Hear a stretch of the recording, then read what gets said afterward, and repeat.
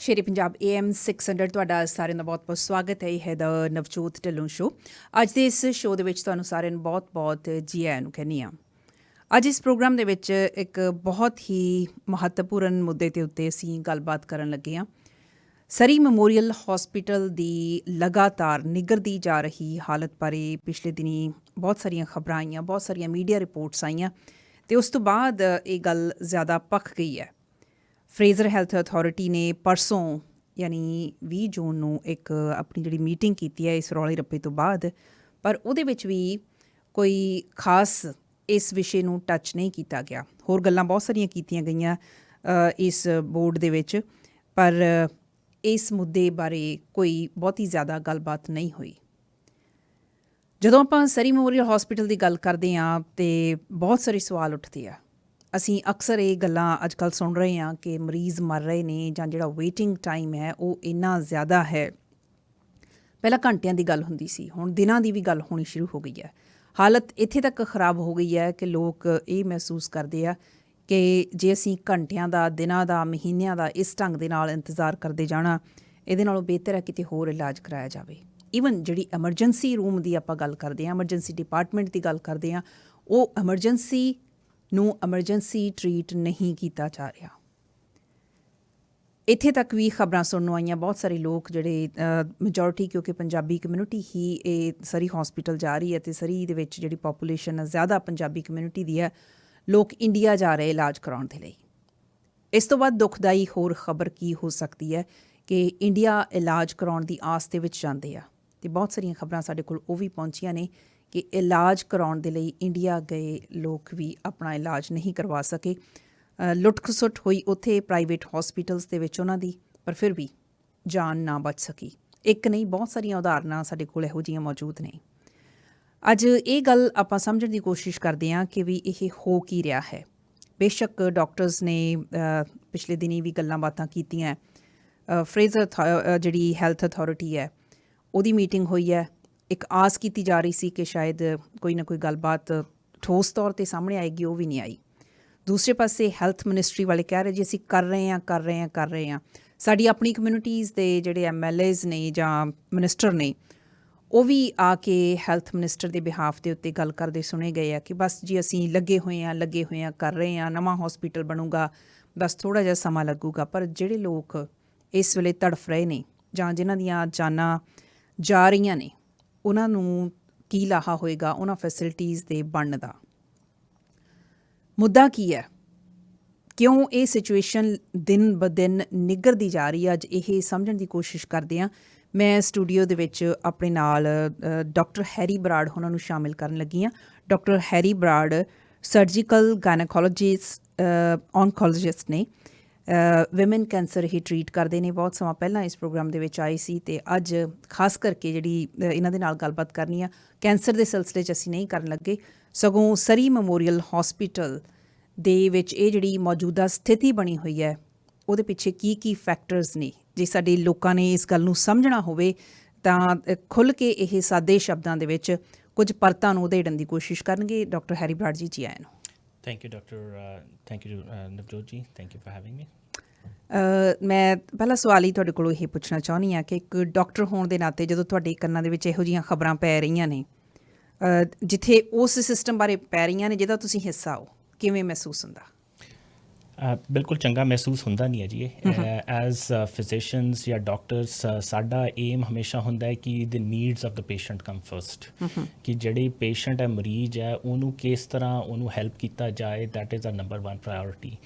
And ਜਦੋਂ ਅਸੀਂ feel ਕਰਦੇ ਹਾਂ ਕਿ the system is letting people down, then ਅੰਦਰੋਂ ਬਿਲਕੁਲ ਚੰਗਾ ਨਹੀਂ ਲੱਗਦਾ। It is very disappointing. And ਜਿਹੜਾ burnout ਕਹਿੰਦੇ ਆ, it's a big contribution to physician burnout ਹਾਲੇ। a lot of physicians ਜਿਹੜੇ not even in Fraser Health, ਤੁਸੀਂ coastal health, throughout the country medicine ਤੋਂ ਆਪਣਾ ਛੱਡ ਕੇ ਜਾਣ ਲੱਗੇ ਹੋਏ ਆ। they are moving to different countries, ਬਾਹਰ ਜਾ ਰਹੇ ਆ because of this burnout ਜਿਹੜਾ ਹੋ ਰਿਹਾ। and one of the main factors for burnout is ਕਿ we don't feel ਜਿਹੜੀ ਅਸੀਂ quality of care patient deserve ਕਰਦਾ ਹੈ ਐਂਡ ਜਿਹੜੀ ਅਸੀਂ ਪ੍ਰੋਵਾਈਡ ਕਰ ਸਕਦੇ ਹਾਂ ਅਸੀਂ ਉਹ ਪ੍ਰੋਵਾਈਡ ਨਹੀਂ ਕਰ ਰਹੇ ਹਾਂ। So it is a very important factor for physician burnout these days. Doctor Brar, ਮੈਂ ਇਹ ਵੀ ਸਮਝਣ ਦੀ ਕੋਸ਼ਿਸ਼ ਕਰਦੀ ਹਾਂ, ਸਾਡੇ ਜਿਹੜੇ ਸੁਣਨ ਵਾਲੇ ਆ ਉਹ ਵੀ ਇਹ ਚੀਜ਼ ਜਾਣਨਾ ਚਾਹਣਗੇ ਕਿ ਇਹ ਕੋਈ ਨਵੀਂ ਚੀਜ਼ ਨਹੀਂ ਹੋਈ। ਮੈਨੂੰ ਵੀ ਇਸ ਮੁਲਕ ਦੇ ਵਿੱਚ ਆਈ ਨੂੰ 17-18 ਸਾਲ ਹੋ ਗਏ ਆ। ਉਦੋਂ ਵੀ ਜਦੋਂ ਅਸੀਂ ਐਮਰਜੈਂਸੀ ਡਿਪਾਰਟਮੈਂਟ ਜਾਂਦੇ ਹੁੰਦੇ ਸੀ, ਉਦੋਂ ਵੀ ਬਹੁਤ ਸਾਰੇ ਘੰਟਿਆਂ ਦੀ ਵੇਟ ਹੁੰਦੀ ਸੀ। ਸਵਾਲ ਮਨ ਦੇ ਵਿੱਚ ਇਹੀ ਪੈਦਾ ਹੁੰਦੇ ਸੀ ਕਿ ਜਦੋਂ ਤਾਂ ਅਸੀਂ ਅਪੁਆਇੰਟਮੈਂਟ ਦੀ ਗੱਲ ਕਰਦੇ ਹਾਂ, ਅਪੁਆਇੰਟਮੈਂਟਸ ਦੇ ਲਈ ਇੰਨਾ ਜ਼ਿਆਦਾ ਇੰਤਜ਼ਾਰ ਕਰਨਾ ਪੈਂਦਾ। ਜੇ ਅਸੀਂ ਐਮਰਜੈਂਸੀ ਦੀ ਗੱਲ ਕਰਦੇ ਹਾਂ, ਐਮਰਜੈਂਸੀ ਦੀ ਵੀ ਡੈਫੀਨੇਸ਼ਨ ਬਿਲਕੁਲ ਵੱਖਰੀ ਹੈਗੀ ਆ। ਸੋ ਇਹ ਅਚਨਚੇਤ ਨਹੀਂ ਹੋ ਗਿਆ। ਜਦੋਂ ਦੇ ਤਕਰੀਬਨ ਮੈਂ ਗੱਲ ਕਰ ਰਹੀ ਹਾਂ 18-19 ਸਾਲ ਦੀ, ਉਦੋਂ ਤੋਂ ਨਿੱਘਰਦੀ ਹਾਲਤ ਹੁਣ ਇੱਥੇ ਤੱਕ ਆ ਗਈ ਹੈ ਕਿ ਡਾਕਟਰਸ ਨੂੰ ਹੁਣ ਇਹ ਗੱਲ ਆਪ ਆ ਕੇ ਕਰਨੀ ਪਈ ਹੈ। ਪਹਿਲਾਂ ਡਾਕਟਰਸ ਬੋਲੇ ਕਦੇ? ਦੇਖੋ ਜੀ, ਤੁਸੀਂ ਯੂ ਹੈਵ ਟੂ ਰਿਅਲਾਈਜ਼ ਜਿਹੜੇ ਐਜ਼ ਅ ਪ੍ਰੋਫੈਸ਼ਨ, ਜਿਹੜਾ ਮੈਡੀਕਲ ਪ੍ਰੋਫੈਸ਼ਨ ਹੈ ਨਾ, ਵੀ ਆਰ ਸਵੋਨ ਟੂ ਸੀਕ੍ਰੇਸੀ ਕਿ ਡਾਕਟਰ ਪੇਸ਼ੈਂਟ ਕੌਨਫੀਡੈਂਸ਼ੀਅਲਿਟੀ, ਪੇਸ਼ੈਂਟ ਦੀ ਬਾਹਰ ਗੱਲ ਨਹੀਂ ਕਰਨੀ। ਜੇ ਤੁਸੀਂ ਐਲੀਵੇਟਰ 'ਚ ਵੀ ਹੋ, ਦੋ ਡਾਕਟਰ ਆਪਸ 'ਚ ਗੱਲ ਕਰ ਰਹੇ ਆ, you have to be careful ਕਿ ਤੁਸੀਂ ਕੀ ਗੱਲ ਕਰ ਰਹੇ ਹੋ, ਕਿਉਂਕਿ ਜਿਹੜੇ ਬਾਹਰ ਐਲੀਵੇਟਰ 'ਚ ਖੜੇ ਆ ਉਸ ਬਿਕੋਜ਼ ਪੇਸ਼ੈਂਟ ਕੌਨਫੀਡੈਂਸ਼ੀਅਲਿਟੀ ਹੁੰਦੀ ਹੈ। ਠੀਕ ਹੈ। ਤੇ ਜਿਹੜੇ ਆਪਣੇ ਸਾਰੇ ਮੈਡੀਕਲ ਦੇ ਰੈਗੂਲੇਸ਼ਨਸ ਹੈ, ਤੁਸੀਂ ਹਸਪੀਟਲ ਬਾਇਲਾਜ਼ ਦੇਖ ਲਓ ਜਾਂ ਪ੍ਰੋਵਿੰਸ਼ੀਅਲ ਬਾਇਲਾਜ਼ ਲਓ, they are very strict on patient confidentiality, secrecy, ਕਿ ਤੁਸੀਂ ਕੀ ਕਹਿ ਸਕਦੇ ਹੋ, ਕੀ ਨਹੀਂ ਕਹਿ ਸਕਦੇ ਹੋ। And often times we are bound by that ਕਿ ਅਸੀਂ ਕੀ ਗੱਲ ਬਾਹਰ ਕਰਨੀ ਹੈ ਕਿ ਨਹੀਂ ਕਰ ਸਕਦੇ। ਠੀਕ ਹੈ। ਐਂਡ ਹੁਣ ਇਫ ਯੂ ਲੁੱਕ, ਕਈ ਖਬਰਾਂ ਆਉਂਦੀਆਂ ਕਿ ਫਿਜ਼ੀਸ਼ੀਅਨਸ ਆਰ ਫੀਲਿੰਗ ਕਿ they are being gag order ਹੋਇਆ ਇਹਨਾਂ ਨੂੰ hospital is telling them you can't say. ਕਈ ਦੂਰ ਤੇ ਤਾਂ ਗੱਲ ਸਹੀ ਵੀ ਹੈ ਕਿ ਸਮ ਫਿਜ਼ੀਸ਼ੀਅਨਸ ਹੈਵ ਫੈਲਟ ਕਿ ਜਿਹੜੇ ਬਾਇਲਾਜ਼ ਵਰ ਮੈਂਟ ਟੂ ਪ੍ਰੋਟੈਕਟ ਪੇਸ਼ੈਂਟ ਕੌਨਫੀਡੈਂਸ਼ੀਅਲਿਟੀ ਲਈ, ਹੁਣ they are being used, misuse ਹੋ ਰਿਹਾ ਉਹਨਾਂ ਦਾ। ਠੀਕ ਹੈ।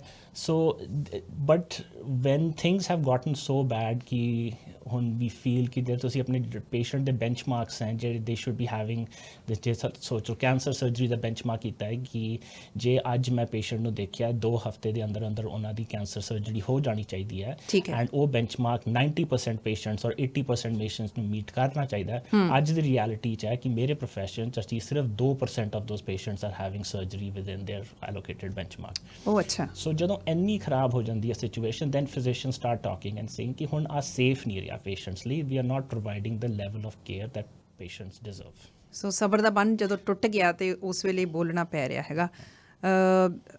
ਜੇ ਆਪਾਂ ਸਮਝਣ ਦੀ ਕੋਸ਼ਿਸ਼ ਕਰੀਏ ਥੋੜ੍ਹਾ ਜਿਹਾ, ਜੇ ਸਾਡੇ ਸੁਣਨ ਵਾਲਿਆਂ ਨੂੰ, ਤੁਸੀਂ ਬਿਕੋਜ਼ ਤੁਸੀਂ ਪੰਜਾਬੀ ਬੋਲਦੇ ਹੋ, ਬਹੁਤ ਵਾਰੀ ਆਉਂਦੇ ਨੇ, ਕੋਈ ਨਾ ਕੋਈ ਹੈਲਥ ਅਥਾਰਟੀ ਤੋਂ ਆਉਂਦਾ ਜਾਂ ਕੋਈ ਮਿਨਿਸਟਰੀ ਤੋਂ ਵੀ ਆਉਂਦਾ, ਅੰਗਰੇਜ਼ੀ ਦੇ ਵਿੱਚ ਗੱਲਾਂ ਕਰਕੇ ਚਲੇ ਜਾਂਦੇ, ਉਹੀ ਰੈਪੀਟੀਸ਼ਨ ਜਿਹੀ ਹੁੰਦੀ ਹੈ ਅਤੇ ਬਹੁਤਾ ਆਮ ਲੋਕਾਂ ਨੂੰ ਸਮਝ ਨਹੀਂ ਲੱਗਦੀ ਕਿ ਇਹ ਸਿਸਟਮ ਵਰਕ ਕਿੱਦਾਂ ਕਰਦਾ। ਇੰਨਾ ਵੀ ਜ਼ਰੂਰ ਅਸੀਂ ਦੇਖਦੇ ਹਾਂ ਕਿ ਜਿਹੜੇ ਲੋਕ ਨਵੇਂ ਇੰਡੀਆ ਤੋਂ ਆਉਂਦੇ ਆ, ਉਹਨਾਂ ਨੂੰ ਜ਼ਿਆਦਾ ਇੱਥੇ ਵਾਲਾ ਸਿਸਟਮ, ਸਗੋਂ ਕਹਿੰਦੇ ਕਿ ਵੀ ਇੱਦੋਂ ਸਿਸਟਮ ਤਾਂ ਸਾਡਾ ਇੰਡੀਆ ਦਾ ਹੀ ਵਧੀਆ ਸੀ, ਘੱਟੋ ਘੱਟ ਇਲਾਜ ਤਾਂ ਹੁੰਦਾ ਸੀ। ਚਾਹੇ ਅਸੀਂ ਫੈਮਿਲੀ ਡਾਕਟਰਸ ਦੀ ਗੱਲ ਕਰ ਲੈਂਦੇ ਹਾਂ ਕਿ ਐਡਵਲ ਟਾਈਨਲ ਦੇਣ ਤੋਂ ਇਲਾਵਾ, ਜਾਂ ਸਾਡੀਆਂ 6-6 7-7 ਮਹੀਨੇ ਦੀਆਂ ਜਾਂ ਸਾਲ ਤੱਕ ਦੀਆਂ ਅਪੁਆਇੰਟਮੈਂਟਸ ਬੁੱਕ ਕਰਨ ਤੋਂ ਇਲਾਵਾ ਕਿਸੇ ਤਰ੍ਹਾਂ ਦੀ ਕੋਈ ਮਦਦ ਨਹੀਂ ਹੁੰਦੀ। ਇੱਕ ਡਾਕਟਰ ਹੋਣ ਦੇ ਨਾਤੇ ਥੋੜ੍ਹਾ ਜਿਹਾ ਜੇ ਤੁਸੀਂ ਸਿਨੈਰੀਓ ਸਮਝਾ ਸਕੋ ਇੱਕ ਆਮ ਵਿਅਕਤੀ ਦੀ ਭਾਸ਼ਾ ਦੇ ਵਿੱਚ ਕਿ ਆਪਣਾ ਇੱਥੇ ਸਿਸਟਮ ਕਿੱਦਾਂ ਵਰਕ ਕਰਦਾ। ਦੇਖੋ ਜੀ, ਜਿਹੜਾ Canadian system of health care ਹੈ ਨਾ, ਇਹ ਜਿਹੜੇ ਆਪਣੀ ਪੰਜਾਬੀ ਪਾਪੂਲੇਸ਼ਨ ਜੇ ਇੰਡੀਆ ਤੋਂ ਆਈ ਹੈ ਜਾਂ ਕੋਈ ਜਿਹੜੇ ਆਪਣੇ ਪਾਕਿਸਤਾਨ ਤੋਂ ਹੈ, ਕਿਤੇ ਵੀ ਹੋਰ ਤੋਂ ਹੈ, ਇਹ ਵੱਖਰੇ ਦੇਸ਼ਾਂ ਤੋਂ ਥੋੜ੍ਹਾ ਜਿਹਾ ਡਿਫਰੈਂਟ ਹੈ ਇਨ ਦ ਸੈਂਸ ਕਿ ਇੱਥੇ ਜਿਹੜਾ ਤੁਹਾਡਾ ਫੈਮਿਲੀ ਡਾਕਟਰ ਹੈ ਨਾ, ਉਹਨੂੰ ਕਹਿੰਦੇ ਅਸੀਂ gate keeper of the system. ਅੱਛਾ। ਜੇ ਤੁਸੀਂ ਸਪੈਸ਼ਲਿਸਟ ਕੋਲ ਜਾਣਾ ਹੈ, ਤੁਸੀਂ ਆਪ ਜਾ ਕੇ ਸਪੈਸ਼ਲਿਸਟ ਕੋਲ ਆਪਣੀ ਅਪੁਆਇੰਟਮੈਂਟ ਨਹੀਂ ਬਣਾ ਸਕਦੇ। ਜੇ ਤੁਹਾਨੂੰ ਕਾਰਡੀਓਲੋਜਿਸਟ ਚਾਹੀਦਾ ਹੈ ਜਾਂ ਆਰਥੋਪੀਡਿਕ ਸਰਜਨ ਚਾਹੀਦਾ ਹੈ, ਸਾਰਾ referral has to come from a family doctor. ਜੀ। So in the Canadian health care system the family doctor is a very important person. ਅੱਛਾ। ਈਵਨ ਜੇ ਤੁਹਾਨੂੰ ਮੇਰੇ ਕੋਲ ਕੋਈ ਪੇਸ਼ੈਂਟ ਆਇਆ ਜਿਹਦੇ ਕੋਲ ਕੈਂਸਰ ਦਾ ਡਾਇਗਨੋਸਿਸ ਵੀ ਹੋਇਆ ਹੈ, ਉਹਨੂੰ ਪਹਿਲਾਂ ਰੈਫਰਲ ਮੇਰੇ ਕੋਲ ਫੈਮਿਲੀ ਡਾਕਟਰ ਨੇ ਹੀ ਭੇਜਣਾ ਹੈ, ਜਾਂ ਫੈਮਿਲੀ ਡਾਕਟਰ ਨੇ ਪਹਿਲਾਂ ਉਹਨਾਂ ਨੂੰ ਗਾਇਨੋਕੋਲੋਜਿਸਟ ਨੇ ਭੇਜਿਆ ਹੋਊਗਾ ਐਂਡ ਗਾਇਨੋਕੋਲੋਜਿਸਟ ਫਿਰ ਮੈਨੂੰ ਰੈਫਰਲ ਭੇਜੂਗਾ। ਬਟ ਸਿੱਧਾ ਪੇਸ਼ੈਂਟ ਆਪਣੀ ਅਪੁਆਇੰਟਮੈਂਟ ਨਹੀਂ ਬਣਾ ਸਕਦਾ ਇਨ ਦ ਕੈਨੇਡੀਅਨ ਸਿਸਟਮ। ਇਸ ਕਰਕੇ ਜਿਹੜੀ ਫੈਮਿਲੀ ਡਾਕਟਰ ਜਿਹੜੀ ਇੰਪੋਰਟੈਂਸ ਹੈ is a very important person. And ਉੱਥੇ where people have been feeling let down ਕਿ ਇਹਨਾਂ ਨੂੰ ਜਿਹੜਾ ਨੂੰ ਫੈਮਿਲੀ ਡਾਕਟਰ ਹੀ ਨਹੀਂ ਮਿਲ ਰਿਹਾ ਸੀ। Millions of people in BC ਜਿਹਨਾਂ ਨੂੰ ਫੈਮਿਲੀ ਡਾਕਟਰ ਨਹੀਂ ਮਿਲ ਰਿਹਾ ਸੀ। ਵਾਕ ਇਨ ਕਲੀਨਿਕਸ ਹੁੰਦੇ ਸੀ, but the walk in clinic ਜਿਹੜੀਆਂ ਦੇਖਦੇ ਸੀ ਫॉर ਜੇ ਸਰਦੀ ਹੋ ਗਿਆ, ਜ਼ੁਕਾਮ ਹੋ ਗਈ, ਫॉर ਅ ਪਰਟੀਕੂਲਰ ਪ੍ਰੋਬਲਮ ਦੇਖਦੇ ਸੀ। ਬਟ ਜਿਹੜਾ ਲੌਂਗੀਟਿਊਡਨਲ ਕੇਅਰ ਹੁੰਦੀ ਸੀ ਉਹ ਪੇਸ਼ੈਂਟਸ ਦੀ, ਉਹ only a family doctor can provide. And ਇਹ system it has been kind of the backbone of the Canadian healthcare system, whether it's in BC ਕਰ ਲਓ, ਤੁਸੀਂ Ontario ਚਲ ਜਾਓ, Manitoba ਚਲ ਜਾਓ, ਹਰ ਇੱਕ ਜਗ੍ਹਾ family doctor is the main person. ਹੁਣ ਕੀ ਹੋ ਰਿਹਾ ਸੀ, ਬਿਕੋਜ਼ ਪੇਸ਼ੈਂਟਸ ਨੂੰ ਫੈਮਿਲੀ ਡਾਕਟਰ ਨਹੀਂ ਮਿਲ ਰਹੇ ਸੀ, ਜੀਪੀ ਨਹੀਂ ਮਿਲ ਰਹੇ ਸੀ, ਸੋ ਐਂਡ ਜੀਪੀ ਕਿਉਂ ਨਹੀਂ ਮਿਲ ਰਹੇ ਸੀ, ਇਟ ਵਾਸ ਬਿਕੋਜ਼ ਜਿਹੜਾ ਉਹਨਾਂ ਦਾ ਫੰਡਿੰਗ ਮਾਡਲ ਸੀ, ਜਿਹੜੇ ਜਿਸ ਅੰਡਰ ਵਿਚ ਜੀਪੀਜ਼ ਯੂਜ਼ ਟੂ ਵਰਕ, ਉਹ ਇੰਨਾ with ਜਦੋਂ ਮਹਿੰਗਾਈ ਵੱਧ ਰਹੀ ਸੀ, with things that has not changed in the last 20-30 years. ਤੇ ਉਸ ਕਰਕੇ ਜੀਪੀਜ਼ ਵਰ ਨਾਟ ਟੇਕਿੰਗ ਔਨ ਨਿਊ ਪੇਸ਼ੈਂਟਸ। ਉਹ ਨੰਬਰ ਉਹ ਕਹਿੰਦੇ ਸੀ ਵੇਟ ਲਿਸਟ 'ਤੇ ਨਾ ਪਾ ਦਿਓ ਜੀ, ਜਦੋਂ ਤੁਹਾਡੀ ਜਗ੍ਹਾ ਖੁੱਲੂਗੀ ਤੁਹਾਨੂੰ we can accept you as a patient. ਜੀ ਬਿਲਕੁਲ। ਹੁਣ ਮਿਨਿਸਟਰੀ ਨੇ ਰੈਕਗਨਾਈਜ਼ ਕੀਤਾ ਹੈ ਕਿ ਜਿਹੜੀ ਫੈਮਿਲੀ ਡਾਕਟਰ ਸ਼ਾਰਟੇਜ ਹੈ is a big shortage, and ਇਹਨਾਂ ਨੇ ਪਹਿਲਾਂ they tried going with nurse practitioners, ਉਹ that wasn't filling the gaps ਜਿੰਨਾ family doctor was can fill the gaps. ਅਤੇ ਇਹਨਾਂ ਨੇ ਨਵਾਂ ਫੰਡਿੰਗ ਮਾਡਲ ਲੈ ਕੇ ਆਏ ਸੀ ਜਿਹਨੂੰ ਅਸੀਂ LFP ਮਾਡਲ ਕਹਿੰਦੇ ਹਾਂ, ਜੋ ਤੁਸੀਂ ਸੁਣਿਆ ਹੋਣਾ ਨਿਊਜ਼ 'ਚ। ਦਿਸ LFP ਮਾਡਲ ਦਾ ਵਾਜ਼ ਮੈਂਟ ਕਿ ਫੈਮਿਲੀ ਡਾਕਟਰਸ ਨੂੰ ਇਨਸੈਂਟਿਵਾਈਜ਼ ਕਰੋ to start taking patients and patient panels ਵਧਾਈਏ ਥੋੜ੍ਹੇ, ਠੀਕ ਹੈ। So now family doctors are taking on 1,500 new patients, 2,000 new patients. But this model hale has not even been operationalized for 2 ਜਾਂ 3 ਮਹੀਨੇ ਹੋਏ ਇਹਨਾਂ ਨੂੰ। ਇਹਦਾ ਜਿਹੜਾ ਰਿਜ਼ਲਟ ਹੋਊਗਾ, ਜਿਹੜੇ patients getting family doctors will take some time, 6 ਮਹੀਨੇ ਸਾਲ ਲੱਗ ਸਕਦਾ ਹੈ। ਅੱਛਾ। ਐਂਡ ਉਹਦੇ ਬਾਅਦ ਡਾਊਨ ਸਟਰੀਮ ਇਫੈਕਟਸ ਆਉਣਗੇ ਤੁਹਾਡੀਆਂ ਜਿਹੜੀਆਂ ਪੇਸ਼ੈਂਟਸ ਕਹਿੰਦੇ ਆ ਕਿ ਸਾਨੂੰ ਡਾਕਟਰ ਨਹੀਂ ਮਿਲ ਰਹੇ। But one of the other things ਜਿਹੜੇ ਇਹਦਾ ਸਾਈਡ ਇਫੈਕਟ ਕੀ ਹੋਇਆ LFP ਮਾਡਲ ਦਾ, ਇਹ ਜਿਹੜੇ ਡਾਕਟਰਸ ਜਿਹੜੇ ਫੈਮਿਲੀ ਡਾਕਟਰ, ਹੁਣ LFP ਮਾਡਲ ਨਾਲ ਨਵੇਂ ਫੈਮਿਲੀ ਡਾਕਟਰ ਤਾਂ ਨਹੀਂ ਬਣ ਗਏ ਨਾ, ਜਿਹੜੇ existing family doctor C they are coming back to the clinic. ਜਿਹੜਾ ਨਾਰਮਲ ਫੈਮਿਲੀ ਡਾਕਟਰ ਹੁੰਦਾ ਹੈ, ਇਹਨਾਂ ਦੀ ਟ੍ਰੇਨਿੰਗ ਵੀ ਹੁੰਦੀ ਹੈ, ਇਹਨਾਂ ਨੂੰ ਅਸੀਂ ਕਹਿੰਦੇ ਆ ਐਂਬੂਲੇਟਰੀ ਟ੍ਰੇਨਿੰਗ, ਕਿ ਇਹ ਲੋਕ ਕਲੀਨਿਕ ਬੇਸਡ ਟ੍ਰੇਨਿੰਗ ਕਰਦੇ ਆ, ਠੀਕ ਹੈ। But a lot of family doctors were, because ਪਹਿਲਾਂ LFP ਮਾਡਲ ਤੋਂ ਪਹਿਲਾਂ ਹਸਪੀਟਲ 'ਚ ਕੰਮ ਕਰਦੇ ਸੀ ਐਜ਼ ਅ ਹਸਪੀਟਲਿਸਟ, ਠੀਕ ਹੈ। ਹੁਣ with the LFP model coming in, ਜਿਹੜੇ ਹਸਪੀਟਲਿਸਟ ਕੰਮ ਕਰ ਰਹੇ ਸੀ are coming back to the community, which was the intended effect of the LFP model. Okay, so this ਜਿਹੜਾ ਹੁਣ ਅਸੀਂ ਦੇਖ ਰਹੇ ਹਾਂ ਕਿ hospitalist are going back to the community, it was the intended effect of the LFP model. ਤੋ ਉਹ ਤਾਂ ਇੰਟੈਂਡਡ ਇਫੈਕਟ ਹੋ ਗਿਆ, ਬਟ ਜਿਹੜਾ ਉਹਦਾ ਸਾਈਡ ਇਫੈਕਟ ਕੀ ਹੋਇਆ ਕਿ ਜਿਹੜੇ ਦੀਜ਼ ਵਾ ਹਸਪੀਟਲਿਸਟ ਸੀਗੇ ਹੁਣ ਘਟ ਰਹੇ ਆ। ਐਂਡ ਹਸਪੀਟਲਿਸਟ ਜਿਹੜੇ ਸਾਡੇ ਲਿਸਨਰਸ ਨੂੰ ਦੱਸਣਾ ਚਾਹੁੰਦਾ, ਹਸਪੀਟਲਿਸਟ ਉਹ ਡਾਕਟਰ ਹੁੰਦੇ ਆ ਜਿਹੜੇ ਹਸਪੀਟਲ ਦੇ ਐਡਮਿਟਡ ਪੇਸ਼ੈਂਟਸ ਦੀ ਟੇਕ ਕੇਅਰ ਕਰਦੇ ਆ। ਓਕੇ, ਠੀਕ ਹੈ। ਤੇ ਹੁਣ ਜਿਹੜਾ ਸਰੀ ਮੈਮੋਰੀਅਲ 'ਚ ਤੁਸੀਂ ਆਲ ਆਫ ਅ ਸਡਨ ਦੇਖ ਰਹੇ ਹੋ ਕਿ ਵੇਟਿੰਗ ਲਿਸਟ ਵੱਧ ਗਈਆਂ ਹੈ, ਪੇਸ਼ੈਂਟਸ ਆ ਸਪੈਂਡਿੰਗ 3-3 ਦਿਨ ਦੇਖ ਰਹੇ ਆ ਐਮਰਜੈਂਸੀ ਰੂਮ 'ਚ ਬੈਠੇ। ਉਹ ਤਾਂ ਹੋ ਰਿਹਾ ਬਿਕੋਜ਼ ਜਦੋਂ ਹਸਪੀਟਲਿਸਟ ਚਲੇ ਗਏ ਆ, ਦੈਨ ਜਿਹੜਾ ਹਸਪੀਟਲ ਦਾ ਫਲੋ ਹੁੰਦਾ ਹੈ ਉਹ ਉੱਥੇ ਕੌਣ ਸੰਭੂਗਾ? ਸੇ ਐਮਰਜੈਂਸੀ ਰੂਮਸ ਤਾਂ ਡਾਕਟਰ ਦੇਖ ਲੈਂਦਾ, ਉਹ ਕਹਿੰਦਾ ਓਕੇ ਠੀਕ ਹੈ ਹਸਪੀਟਲ ਨੂੰ ਐਡਮਿਟ ਕਰ ਲਓ। ਜਿੱਥੇ ਐਡਮਿਟ ਕਰਨਾ ਉੱਥੇ ਡਾਕਟਰਸ ਨਹੀਂ ਇਹਨਾਂ ਕੋਲ, ਹੁਣ ਹਸਪੀਟਲਿਸਟ ਨਹੀਂ ਹੈ, ਉੱਥੇ ਫਿਰ ਬੈਕ ਫਲੋ ਹੋਈ ਜਾਂਦਾ। ਉੱਥੇ now you are seeing emergency doctors ਜਿਹੜੇ are trying to take care of these patients 1-2 ਦਿਨ 2-3 ਦਿਨ, ਰਾਈਟ। ਬਟ ਅਗੇਨ ਜਿਹੜਾ ਐਮਰਜੈਂਸੀ ਡਾਕਟਰ ਹੈ is not trained to do inpatient care, ਉਹਨਾਂ ਨੂੰ ਹੁੰਦਾ ਅਕਿਊਟ ਕੇਅਰ ਹੈ ਉਹਨਾਂ ਦੀ ਜੀ। ਐਮਰਜੈਂਸੀ ਵਿੱਚ ਦੇਖੋ ਪੇਸ਼ੈਂਟ ਨੂੰ, ਦੇਖੋ ਜਾਂ ਤਾਂ ਡਿਸਚਾਰਜ ਹੋਣਾ ਐਡਮਿਸ਼ਨ, ਜਾਂ ਠੀਕ ਕਰਕੇ ਜਾਂ ਉਹਨਾਂ ਨੂੰ ਸਟੇਬਲਾਈਜ਼ ਕਰਕੇ ਫਲੋਰ 'ਚ ਐਡਮਿਟ ਕਰਨਾ। ਸੋ ਇਹ ਆਪਾਂ ਮੁੱਖ ਤੌਰ 'ਤੇ ਇਹ ਸਰੀ ਦੀ ਗੱਲ ਕਰ ਰਹੇ ਹਾਂ, ਸਾਰੇ ਹਸਪੀਟਲਸ ਦੇ ਵਿੱਚ ਇਹ ਹੋ ਰਿਹਾ, BC ਦੇ ਵਿੱਚ ਸਾਰੇ ਹਸਪੀਟਲਸ ਹੋ ਰਿਹਾ ਜੀ। ਈਵਨ ਵੈਂਕੂਵਰ ਉੱਥੇ ਵੀ ਸ਼ਾਰਟੇਜ ਹੈ, ਉੱਥੇ ਵੀ ਸ਼ਾਰਟੇਜ ਹੈ ਹਸਪੀਟਲਿਸਟ ਦੀ shortage, because this was the while ਦਿਸ ਵਾਜ਼ ਜੇ ਇੰਟੈਂਡਡ ਇਫੈਕਟ ਸੀਗਾ ਕਿ ਅਸੀਂ ਫੈਮਿਲੀ ਡਾਕਟਰਸ ਨੂੰ ਵਾਪਸ ਹਸਪੀਟਲਸ ਤੋਂ ਬੈਕ ਇਨਟੂ ਦ ਕਮਿਊਨਿਟੀ ਲਾਣਾ ਹੈ, ਜਿੱਥੇ they can start seeing community patients. ਫਿਰ ਉਹ ਕਿਤੇ ਹੋਰ ਤੋਂ ਨਵੇਂ ਤਾਂ ਨਹੀਂ ਬਣ ਜਾਣਗੇ ਇੱਕਦਮ ਤੋਂ ਦੋ ਦਿਨਾਂ 'ਚ ਨਵੇਂ ਫੈਮਿਲੀ ਡਾਕਟਰ। ਉਹ ਜਿਹੜੇ existing family doctors are leaving. ਅੱਛਾ, ਦੂਜਾ ਇਫੈਕਟ ਕੀ ਹੋਇਆ ਹੈ, ਬਿਕੋਜ਼ ਆਫ ਜਿਹੜਾ ਪੇਸ਼ੈਂਟ ਹਸਪੀਟਲ 'ਚ ਐਡਮਿਟਡ ਹੁੰਦਾ ਹੈ, ਉਹ ਪੇਸ਼ੈਂਟ ਇਜ਼ ਬਿਮਾਰ ਜ਼ਿਆਦਾ ਹੁੰਦਾ ਹੈ, ਲੋਟ ਸਿਕਰ ਦੈਨ ਜਿਹੜਾ ਪੇਸ਼ੈਂਟ ਬਾਹਰ ਕਮਿਊਨਿਟੀ 'ਚ ਹੈ ਜੀ। ਸੋ ਜਿਹੜੇ ਆ ਹਸਪੀਟਲਿਸਟ ਡਾਕਟਰ ਸੀਗੇ ਉਹ taking care of more sick patients, ਦੇ ਵਰ ਆਲਸੋ ਹੈਵਿੰਗ ਬਰਨ ਆਊਟ, ਠੀਕ ਹੈ, ਬਿਕੋਜ਼ ਰਿਸੋਰਸਿਸ ਨਹੀਂ ਹੈ। ਅਸੀਂ ਬਾਅਦ 'ਚ ਗੱਲ ਕਰਾਂਗੇ ਰਿਸੋਰਸਿਸ ਦੀਆਂ। ਬਟ ਜਿਹੜੇ ਜਦੋਂ ਕੋਵਿਡ ਹੋਇਆ ਸੀ, ਜਿਹੜੀਆਂ ਸਭ ਤੋਂ ਜ਼ਿਆਦਾ ਐਡਮਿਸ਼ਨਸ ਹੋਈਆਂ ਸੀ ਡਿਊਰਿੰਗ ਕੋਵਿਡ ਵਰ ਅਮਾਉਂਗ ਦ ਹਸਪੀਟਲਿਸਟ ਸਰਵਿਸ। ਆਊਟ ਆਫ ਦੈਟ ਜਿਹੜੇ ਜ਼ਿਆਦਾ ਬਿਮਾਰ ਸੀ ਉਹ ਤਾਂ ICU ਚਲੇ ਗਏ, ਬਟ ਜਿਹੜੇ ਸਟੇਬਲ ਕੋਵਿਡ ਪੇਸ਼ੈਂਟ ਹੁੰਦਾ ਸੀ ਉਹ ਤਾਂ ਹਸਪੀਟਲਿਸਟ ਦੇ ਅੰਡਰ ਹੋਊਗਾ। ਬਿਲਕੁਲ। ਸੋ ਦੇ ਵਾਜ਼ ਆਲਰੇਡੀ ਬਰਨ ਆਊਟ ਹੋ ਗਿਆ ਸੀ ਇੱਥੇ ਨਾ, ਇਹਨਾਂ ਲੋਕ ਕੰਮ ਕਰ ਰਹੇ ਸੀ 24-24 ਘੰਟਿਆਂ ਦੀਆਂ ਸ਼ਿਫਟਾਂ, 36-36 ਘੰਟਿਆਂ ਦੀਆਂ ਸ਼ਿਫਟਾਂ। ਐਂਡ ਉਹਦੇ ਬਾਅਦ with that burn out coming in, there was already ਜਿਹੜੀ ਕਹਿ ਸਕਦੇ ਹਾਂ ਤੁਸੀਂ ਅਟ੍ਰਿਸ਼ਨ ਸੀਗਾ, ਫਿਜ਼ੀਸ਼ੀਅਨਸ ਛੱਡ ਕੇ ਜਾ ਰਹੇ ਸੀ। ਐਂਡ ਹੁਣ now they are going back to the community. So ਇਹਦੇ ਜਿਹੜੇ hospitalist programs are suffering. Okay, ਬੜੀ ਹੈਰਾਨੀ ਦੀ ਗੱਲ ਹੈ ਕਿ ਮੈਨੂੰ ਲੱਗਦਾ ਹੈ ਕਿ ਇਹ ਸਿਸਟਮ ਕਾਫੀ ਆਪਣੇ ਆਪ ਦੇ ਵਿੱਚ ਉਲਝਿਆ ਹੋਇਆ, ਕਾਫੀ ਐਕਸਪੈਰੀਮੈਂਟਸ ਹੋ ਰਹੇ ਆ ਉਸ ਹਿਸਾਬ ਦੇ ਨਾਲ, ਪਰ ਐਕਸਪੈਰੀਮੈਂਟ ਲੋਕਾਂ ਨੂੰ ਰਾਸ ਨਹੀਂ ਆ ਰਹੇ ਕਿਸੇ ਵੀ ਤਰੀਕੇ ਦੇ ਨਾਲ। ਇਹ ਹੁਣ ਆਮ ਲੋਕਾਂ ਦੀ ਸਮਝ ਦੇ ਵਿੱਚ ਇਹ ਚੀਜ਼ ਨਹੀਂ ਹੈਗੀ ਕਿ ਹਸਪੀਟਲ ਵਾਲੇ ਡਾਕਟਰ ਜਿਹੜੇ ਆ ਉਹ ਹੁਣ ਬਾਹਰ ਆ ਕੇ ਉਹ ਕਮਿਊਨਿਟੀਜ਼ ਨੂੰ ਦੇਖਣਾ ਉਹਨਾਂ ਨੇ ਸ਼ੁਰੂ ਕਰ ਦਿੱਤਾ, ਪਰ ਫਿਰ ਵੀ ਬਹੁਤ ਵੱਡੀ ਗਿਣਤੀ ਦੇ ਵਿੱਚ ਉਹ ਲੋਕ ਨੇ ਜਿਹੜੇ ਇਸ ਗੱਲ ਦੀ ਸ਼ਿਕਾਇਤ ਕਰ ਰਹੇ ਆ ਕਿ ਸਾਨੂੰ ਫੈਮਿਲੀ ਡਾਕਟਰ ਨਹੀਂ ਮਿਲ ਰਿਹਾ। ਹਾਲਤ ਉੱਥੇ ਵੀ ਬਿਹਤਰ ਨਹੀਂ ਹੋ ਰਹੀ, ਹਾਲਤ ਦੂਸਰੇ ਪਾਸੇ ਵੀ ਖਰਾਬ ਹੋ ਰਹੀ ਉਹਨਾਂ ਦੇ ਉੱਥੋਂ ਆਉਣ ਦੇ ਨਾਲ। ਹਾਂਜੀ, and again you have to realise ਕਿ ਦੇਖੋ ਜੀ, ਜਿਹੜਾ doctors once as they are coming back to the community, ਉਹਨਾਂ ਨੇ ਨਵੀਂ ਪ੍ਰੈਕਟਿਸ ਖੋਲ੍ਹਣੀ ਹੈ।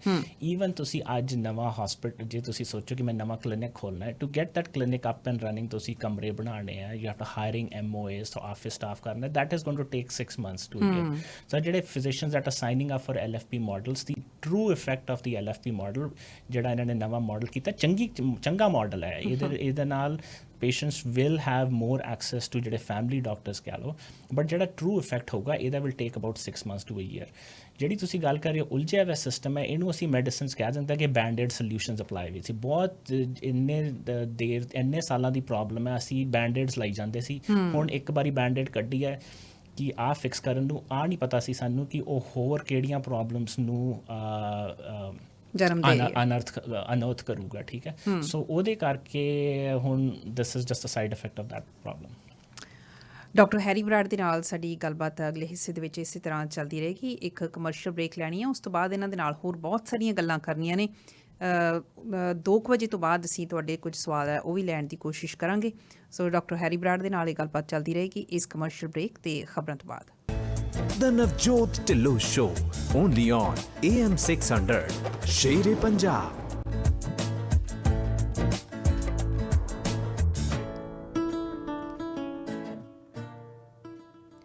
ਸ਼ੇਰੇ ਪੰਜਾਬ AM 600 ਤੁਸੀਂ ਇਸ ਵੇਲੇ ਸ਼ਾਮਿਲ ਹੋ ਦ ਨਵਜੋਤ ਢਿੱਲੋਂ ਸ਼ੋਅ ਦੇ ਵਿੱਚ। ਅੱਜ ਦੇ ਸ਼ੋਅ ਦੇ ਵਿੱਚ ਅਸੀਂ ਗੱਲ ਕਰ ਰਹੇ ਹਾਂ ਜਿਹੜਾ ਬਾਰ-ਬਾਰ ਗੱਲ ਚੱਲਦੀ ਆ ਕਿ BC ਦੇ ਵਿੱਚ ਮੈਡੀਕਲ ਸਿਸਟਮ ਕੋਲੈਪਸ ਹੋ ਰਿਹਾ। ਓਵਰਆਲ ਕੈਨੇਡਾ ਦੀਆਂ ਭਾਵੇਂ ਗੱਲਾਂ ਹੁੰਦੀਆਂ ਨੇ, ਪਰ ਅਸੀਂ ਜਿਹੜੀ ਪਿਛਲੇ ਦਿਨੀ ਖਬਰ ਸੁਣੀ ਆ ਕਿ BC ਦੇ ਵਿੱਚ ਸਾਡੀ ਜਿਹੜੀ ਹਾਲਤ ਹੈ ਉਹ ਜ਼ਿਆਦਾ ਖਰਾਬ ਹੁੰਦੀ ਜਾ ਰਹੀ ਹੈ। ਮੈਂ ਇੱਕ ਡਾਕਟਰ ਦੀ ਨਜ਼ਰ ਤੋਂ ਸਮਝਣ ਦੀ ਕੋਸ਼ਿਸ਼ ਕਰ ਰਹੀ ਹਾਂ ਤਾਂ ਕਿ ਸਾਡੀ ਕਮਿਊਨਿਟੀ ਦੇ ਜਿਹੜੇ ਆਮ ਲੋਕ ਆ ਇਸ ਚੀਜ਼ ਨੂੰ ਸਮਝ ਸਕਣ। ਮੇਰੇ ਨਾਲ ਡਾਕਟਰ ਹੈਰੀ ਬਰਾੜ, ਪਿਛਲੇ ਹਿੱਸੇ ਦੇ ਵਿੱਚ ਇਹਨਾਂ ਦੇ ਨਾਲ ਗੱਲਬਾਤ ਆਪਾਂ ਸ਼ੁਰੂ ਕੀਤੀ। ਇਹਨਾਂ ਨੇ ਦੱਸਿਆ ਕਿ ਕਿਸ ਤਰੀਕੇ ਦੇ ਨਾਲ ਜਿਹੜਾ ਕੈਨੇਡੀਅਨ ਮੈਡੀਕਲ ਸਿਸਟਮ ਹੈ ਉਹ ਕੰਮ ਕਰਦਾ ਹੈਗਾ। ਡਾਕਟਰ, ਮੁੜ ਕੇ ਆਪਾਂ ਆਈਏ ਜਿਹੜੀ ਸਿਚੁਏਸ਼ਨ ਅਸੀਂ ਫੇਸ ਕਰ ਰਹੇ ਹਾਂ। ਇੱਕ ਪਾਸੇ ਫੈਸਿਲਿਟੀਜ਼ ਦੀ ਕਮੀ ਆ ਜੇ ਆਪਾਂ ਸਰੀ ਦੀ ਗੱਲ ਕਰਦੇ ਹਾਂ, ਦੂਸਰੇ ਪਾਸੇ ਦੂਜਾ ਫੈਕਟਰ ਹੈ ਕਿ ਜਿਹੜੇ ਡਾਕਟਰਸ ਆ ਉਹਨਾਂ ਦੀ ਕਮੀ ਹੈਗੀ ਆ। ਜੇ ਡੀਪ ਰੂਟ ਆਪਾਂ ਸਮਝਣ ਦੀ ਕੋਸ਼ਿਸ਼ ਕਰੀਏ, ਇਹ ਸਾਰੀ ਸਮੱਸਿਆ ਕਿਵੇਂ ਪੈਦਾ ਹੋਈ ਆ, ਕਿਵੇਂ ਡਿਵੈਲਪ ਹੋਈ ਆ, ਸੋਲਿਊਸ਼ਨ ਦਾ ਤਾਂ ਹੀ ਆਪਾਂ ਸੋਚ ਸਕਦੇ ਹਾਂ ਕਿ ਕੀ ਹੋ ਸਕਦੇ ਆ। ਥੋੜ੍ਹਾ ਜਿਹਾ ਜੇ ਇਹਦੇ ਬਾਰੇ ਡੀਟੇਲ 'ਚ ਤੁਸੀਂ ਗੱਲ ਕਰ ਸਕੋ। ਦੇਖੋ ਜੀ, ਜਿਹੜੀ ਇਹਦਾ ਸੋਲਿਊਸ਼ਨ ਹੋਊਗਾ, ਇਹਦਾ ਇਹੋ ਜਿਹਾ ਕੋਈ ਸੋਲਿਊਸ਼ਨ ਨਹੀਂ ਹੈ ਕਿ ਅੱਜ ਅਸੀਂ ਇਹ ਜਿਹੜਾ ਇੰਪਲੀਮੈਂਟ ਕਰ ਲਈਏ ਅਤੇ ਕੱਲ੍ਹ ਨੂੰ ਸਭ ਕੁਝ ਠੀਕ ਹੋ ਜਾਊਗਾ। ਇਹਦੀ ਜਿਹੜੀ ਪ੍ਰੋਬਲਮ ਹੈ ਹੈਜ਼ ਟੇਕਨ ਆਲਮੋਸਟ 10, 15, 20 ਈਅਰਸ। ਦੇਖ ਲਓ, ਇਹ ਉਦੋਂ ਦੀ ਚੱਲਦੀ ਆ ਰਹੀ ਹੈ। ਹੁਣ it is at a tipping point ਕਿ ਜਿਹੜਾ ਸਿਸਟਮ ਜਿਹੜਾ ਹਾਲੇ ਤਾਈਂ ਕੋਪ ਕਰ ਰਿਹਾ ਸੀ, ਹੁਣ ਕੋਪ ਨਹੀਂ ਕਰ ਸਕਦਾ। ਸੋ ਬਿਕੋਜ਼ ਪ੍ਰੋਬਲਮ ਬਣਨ ਨੂੰ ਆਲਮੋਸਟ 20 ਸਾਲ ਲੱਗ ਗਏ ਆ। ਇਹਦਾ ਸੋਲਿਊਸ਼ਨ ਕੱਲ੍ਹ ਤਾਂ ਇਹੋ ਜਿਹਾ ਕੋਈ ਸੋਲਿਊਸ਼ਨ ਨਹੀਂ ਕਿ ਕੱਲ੍ਹ ਨੂੰ ਸਭ ਕੁਝ ਠੀਕ ਹੋ ਜਾਊਗਾ। ਜੇ ਹੁਣ ਤੁਸੀਂ ਗੱਲ ਕੀਤੀ ਸੀ ਕਿ ਤੁਸੀਂ ਜਦੋਂ ਆਏ ਸੀ 15, 20 ਈਅਰਸ ਬੈਕ, ਅਸੀਂ ਵੀ ਉਸੇ ਟਾਈਮ ਹੀ ਆਏ ਸੀ। ਐਂਡ ਉਸ ਟਾਈਮ ਤੋਂ ਸਰੀ 'ਚ ਇੱਕੋ ਹੀ ਹਸਪੀਟਲ ਹੈ, ਸਰੀ ਮੈਮੋਰੀਅਲ ਹਸਪੀਟਲ। ਬਿਲਕੁਲ ਠੀਕ ਹੈ। ਤੁਸੀਂ ਪੀਸਾ 'ਚ ਹਸਪੀਟਲ ਵੀ ਹੈਗਾ, ਲੈਂਗਲੀ 'ਚ ਹਸਪੀਟਲ ਹੈ, ਡੈਲਟਾ ਹਸਪੀਟਲ ਹੈ, ਰਾਈਟ। ਆਹ ਜਿਹੜੇ ਤੁਸੀਂ ਕਹਿ ਲਓ ਕਿ ਜਿਹੜਾ ਫਰੇਜ਼ਰ ਸਾਊਥ ਦੇ ਜਿਹੜੇ 3-4 ਵੱਡੇ ਹਸਪੀਟਲ ਹੈ।